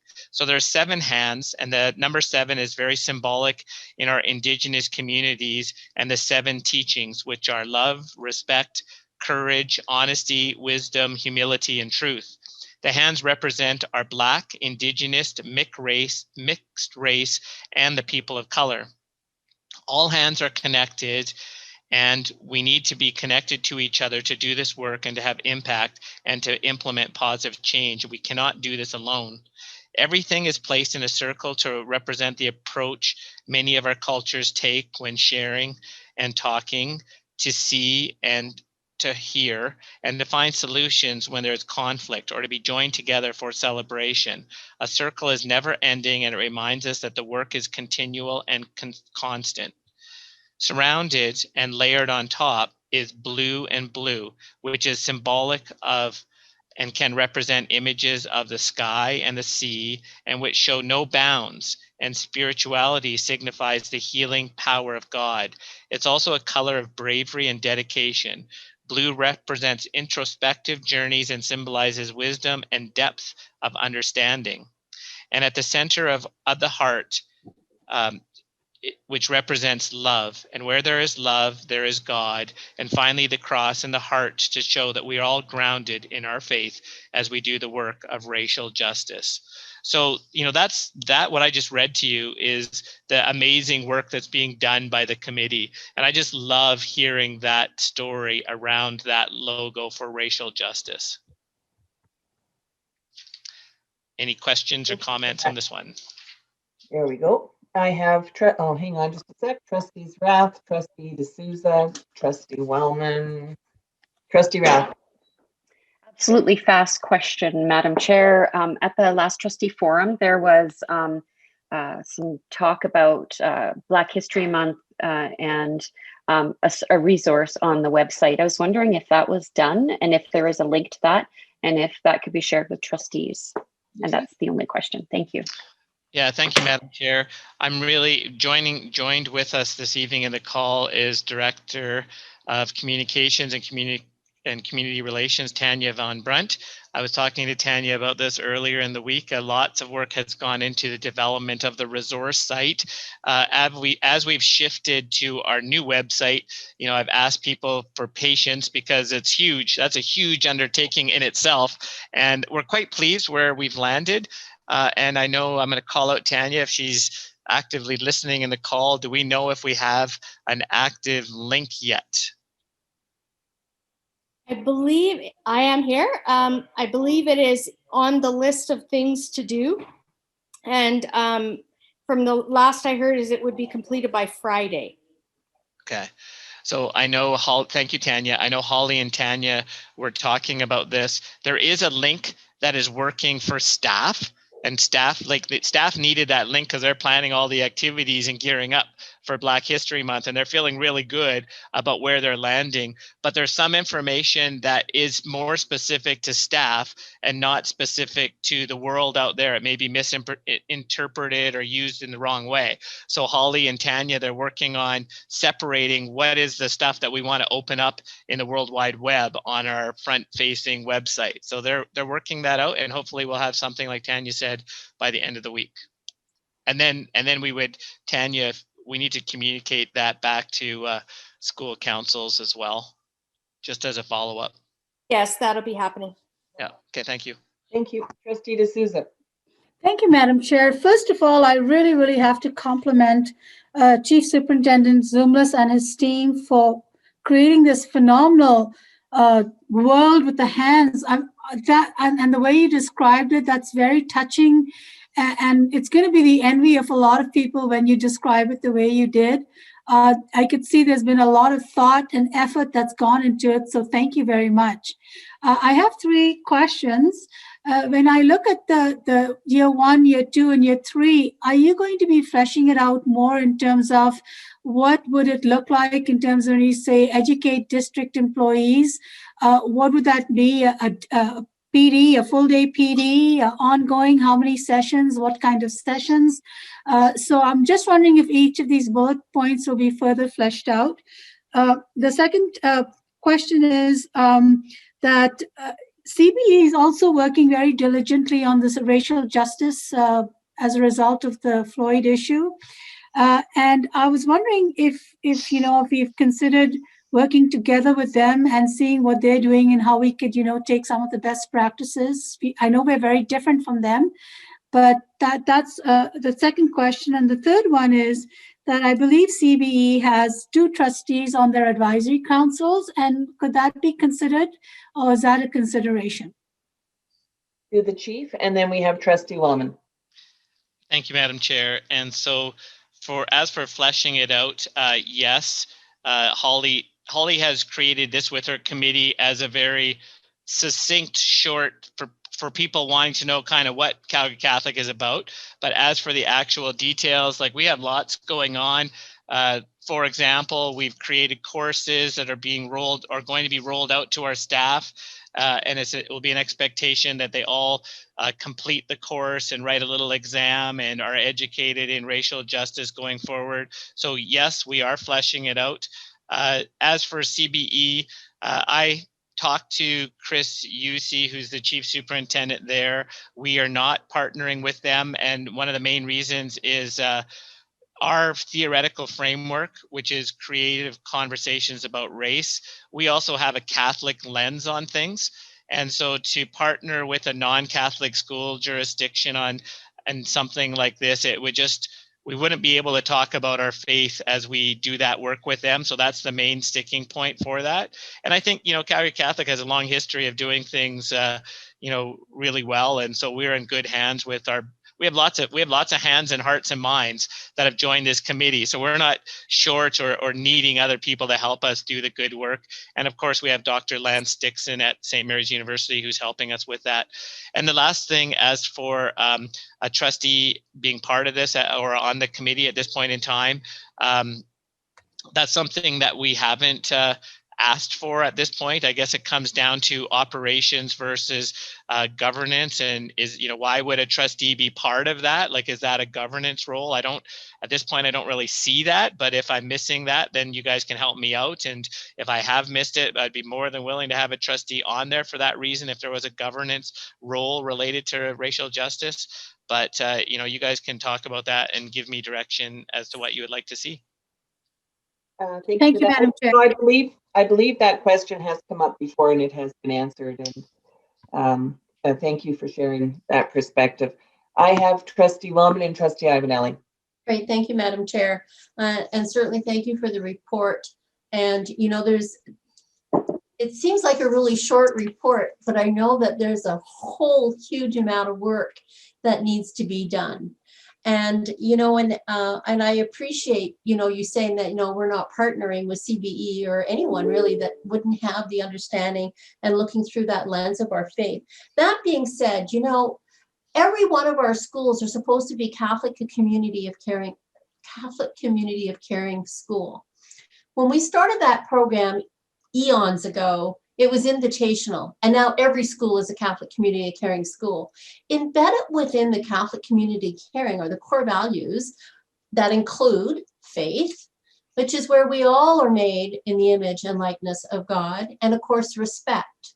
And I'm just wondering if we're missing an opportunity, especially when it comes to the teachings to our students, where we should be maybe embedding and include some of the focus of racial justice within those core values of the Catholic community of caring. It's just a thought. Like, sometimes I think we reinvent the wheel, and we have so many resources that are at our disposal, and we just need to change them to reflect what our realities are. Appreciating that there's still a lot of work to do with the conversations about language and how we speak, and educating staff, and staff selection, role models for students, and all that stuff. But that was just one of the things that really struck a chord with me when I was going through this, is we have so much that we could be doing and aren't. Thank you for that observation. To the Chief, and then I have Trustee Ivanelli, and then we'll move on. So, Madam Chair and Trustee Wellman, I'm not sure if you saw under the data section of this report on page 3 at the end of the second paragraph, I'll read the sentence. A foundational focus on the pillars of our Catholic community of caring, faith, caring, respect, responsibility, trust, and family would be at the forefront of this work. So this is definitely, I'm a strong believer in what you're talking about. We're not making another layer, but there is close working relationships that's happening between Catholic Community of Caring and Holly's committee and at the school level. So it's all coming together like that. Yeah. Thank you for that. I've got Trustee Ivanelli. Thank you, Madam Chair. This was brought to us as information. I'd just like to call a point of order, as we have quite a bit of information, points to go through, work to get done during this meeting. To say I don't appreciate this extensive work, and I am complete trust in the Chief that he's doing a fabulous job with the racial justice. But I think given the time, I think we should move along and back into our private portion to finish our work. Thank you. I appreciate your point of order. However, given that this is the first presentation of documentation that provides a 3-year plan, there is a great deal of relevance to governance, and I think it is appropriate for trustees to bring governance-related questions. I will ask trustees to confine their questions to those that are related to governance, and I would like to express our appreciation as well to our Chief Superintendent for breathing life into something that is centrally important to us all. It's a beautiful document, and through the Chief, please pass on our appreciation to Holly for the outstanding work that she's done. That will bring us to the last piece of our public meeting, 8.7, Calgary Catholic ranks number 1 in education data use. To the Chief. Thank you, Madam Chair. So this is just something to celebrate. If you were to look at the chart, So a couple years ago, we switched over to this network. So as our students are accessing information, they're accessing it on Canada's research network. And what is the highlight here is there's only a couple K-12 institutions that are in the top of this list, and Calgary Catholic is at the very top of all K-12 institutions, even above CBE, which is next on the list. And what is also interesting to note that we're ahead of the University of Calgary in our usage, as well as University of Lethbridge. So quite impressive. Just look at the amount of data that's passing through our internet portals and into the minds of our students and our staff as we go forward. So this is a huge thank you to Superintendent John McDonald and Director John Shute and their technology team here in Calgary Catholic for their foresight in utilizing an exceptional piece of technology to help our students succeed. Thank you. And thank you for providing this information. I will invite trustees if there are questions or comments related to this. Okay, seeing none, then to the chief, sorry. No, I'm good. Okay, Actually, sorry. I did put my hand up. Okay, Trustee Williams. And I'm not sure because I know that I've gone off video. So you're just not seeing my hand is not blue, it's yellow. Your question is? But no, I just want to commend our administration staff, because when I saw this, and I do a lot of webinars and such, but I have to say it is kudos to our administrative staff and the work that they do, because this may seem like a little thing, but it's not. This is telling me that our administration has worked hard to ensure that links that children can have or staff can have that go into this kind of webinar use is important, and that we're getting the message out. So I give huge kudos to our administration for the work they're doing. Thank you. I'm not seeing any further hands up. What I would like to do is conclude this by again expressing our appreciation for the work that the district does. And clearly this is really noteworthy. And again, through the chief to Superintendent McDonald, this is reflective of some really important work that Calgary Catholic does do. And it's actually really relevant as we look to using technology more and more as we educate our kids from K through 12. And it will, I think, continue to be an important part of our conversations going forward. I'm seeing no further hands up, so I will draw that piece of the meeting to a close. I know that we have some business to conclude. We will take a recess, but we will, Trustee Ivanelli, you've got a motion to bring forward. If we can dispense with that, and then we will. Madam Chair, just before we do that, can I make a correction here? Sure. When I thanked the wrong McDonald. I should thank MacDonald. So Superintendent Brad McDonald, who's our IT guy, but apparently my staff are telling me that I said John McDonald. So we need to make sure we're thanking the right person here. And so Brad, it's really Brad's team who does all the IT work. So thank you, Brad. Thank you for that. And to Trustee Ivanelli. Thank you. I move that the Board of Trustees directs the board chair to add a detailed discussion on student recognition to the agenda of a future special board meeting agenda. Thank you. I would propose, if I can, just an amendment. It was student and staff. Oh, sure. Yeah, I would see that as a friendly amendment. Thank you. And I can't see the whole screen. If anybody could verbalize if they have any objections to that being a friendly amendment. Madam Chair, if I could, I have no problems with saying student and staff. I don't know if you can add a detailed discussion though. Discussion is left up to the participants that are in the meeting. And I'm just wondering if it just directs the board chair to add it as an agenda item, student and staff recognition, or add to a special. Let's dispense with student and staff first, Trustee Wellman. I'm not hearing an objection to that being friendly. So we'll consider that a friendly amendment. Does anyone object to the word detailed being stricken? Hearing none.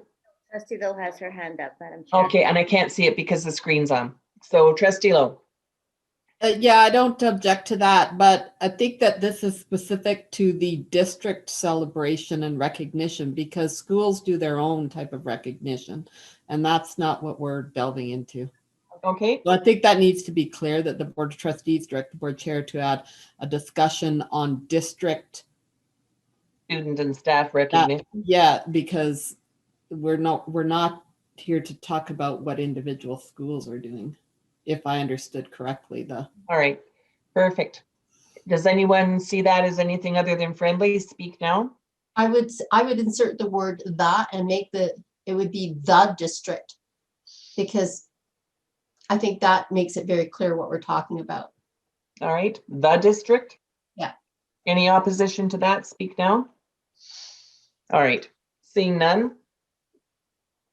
Again? Yeah, read it again, Trustee Ivanelli. Okay, I move that the Board of Trustees directs the board chair to add a discussion on the district student and staff recognition to the agenda of a future special board meeting. Thank you. Any further discussion on this? Okay, I'm going to call the question, but I'm going to I'll go around the table. There we are. That's better. Thank you. I'll call the question. All those in favor? Aye. Any opposed? Seeing none, that motion is carried. All right, that concludes the business of our public portion of the meeting. We do need to revert back to conclude some outstanding business. I will thank those who have participated to this point, and I will ask for a motion to move back to in private. Thank you, Madam Chair. Madam Chair, I move that the Board of Trustees moves to meet in private. Thank you. All those in favor? Any opposed? Seeing none. All right, we will do so. And in a public meeting, if I can have a motion. Madam Chair? Yep. Trustee Wellman? Yes, I would move that. I'm just looking for my motion. Sorry. I sent it to Omar. Just a sec. I can get it. It's on the screen. Oh, there it is. Thank you. Madam Chair, I move that the Board of Trustees directs the board chair to write the Ministers of Education, Infrastructure, and Finance, advising of CCSD's desire and rationale to submit 2 capital plans identifying infrastructure needs for Calgary City and the cities of Airdrie, Chestermere, and Cochrane. Thank you. Friendly amendment, City of Calgary, uppercase C for city. I think, yeah, I said Calgary City because I just wanted to, right. Yeah, but yeah. It's not a hill to die on. Thank you. Is there anybody who would see that as not friendly? Hearing nothing. Trustee Lowe? Yeah, so it's, did we determine that Cochrane is a town still? It is a town.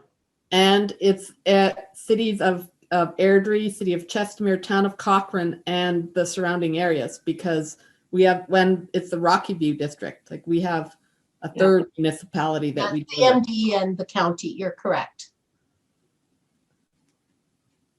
Or you want to put the surrounding areas, or do you want to put and Rocky View County? I think we should Rocky say View County. But I guess we don't have schools in those places. We don't, but we serve some of the students. Yeah. All right. Friendly amendment. Anybody opposed to that? Madam Chair, I just want something of clarity here. Yep. And that would be that there's going to be a covering letter that explains why we're doing this.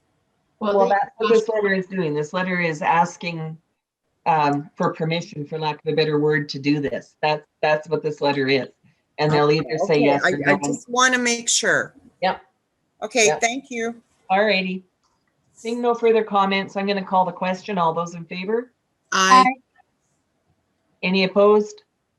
Hearing none, that motion's carried. All right, then that brings us back to Trustee Ivanelli, who can close this meeting with a prayer. Thank you, Madam Chair. If you could join me with the sign of our faith, in the name of the Father, and the Son, and the Holy Spirit. Amen. Amen.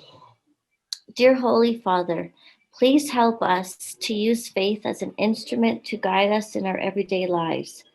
Following Abraham's example, lead us to the holy path in which you have planned for us. Give us hope to move forward during challenging times in which we struggle. Throughout our journey, ensure that you will guide us and make us feel loved and secure. During these unfortunate times, help us proceed with strength and faith in you. For those who are persecuted for their differences, we pray that they embrace those unique traits as a gift.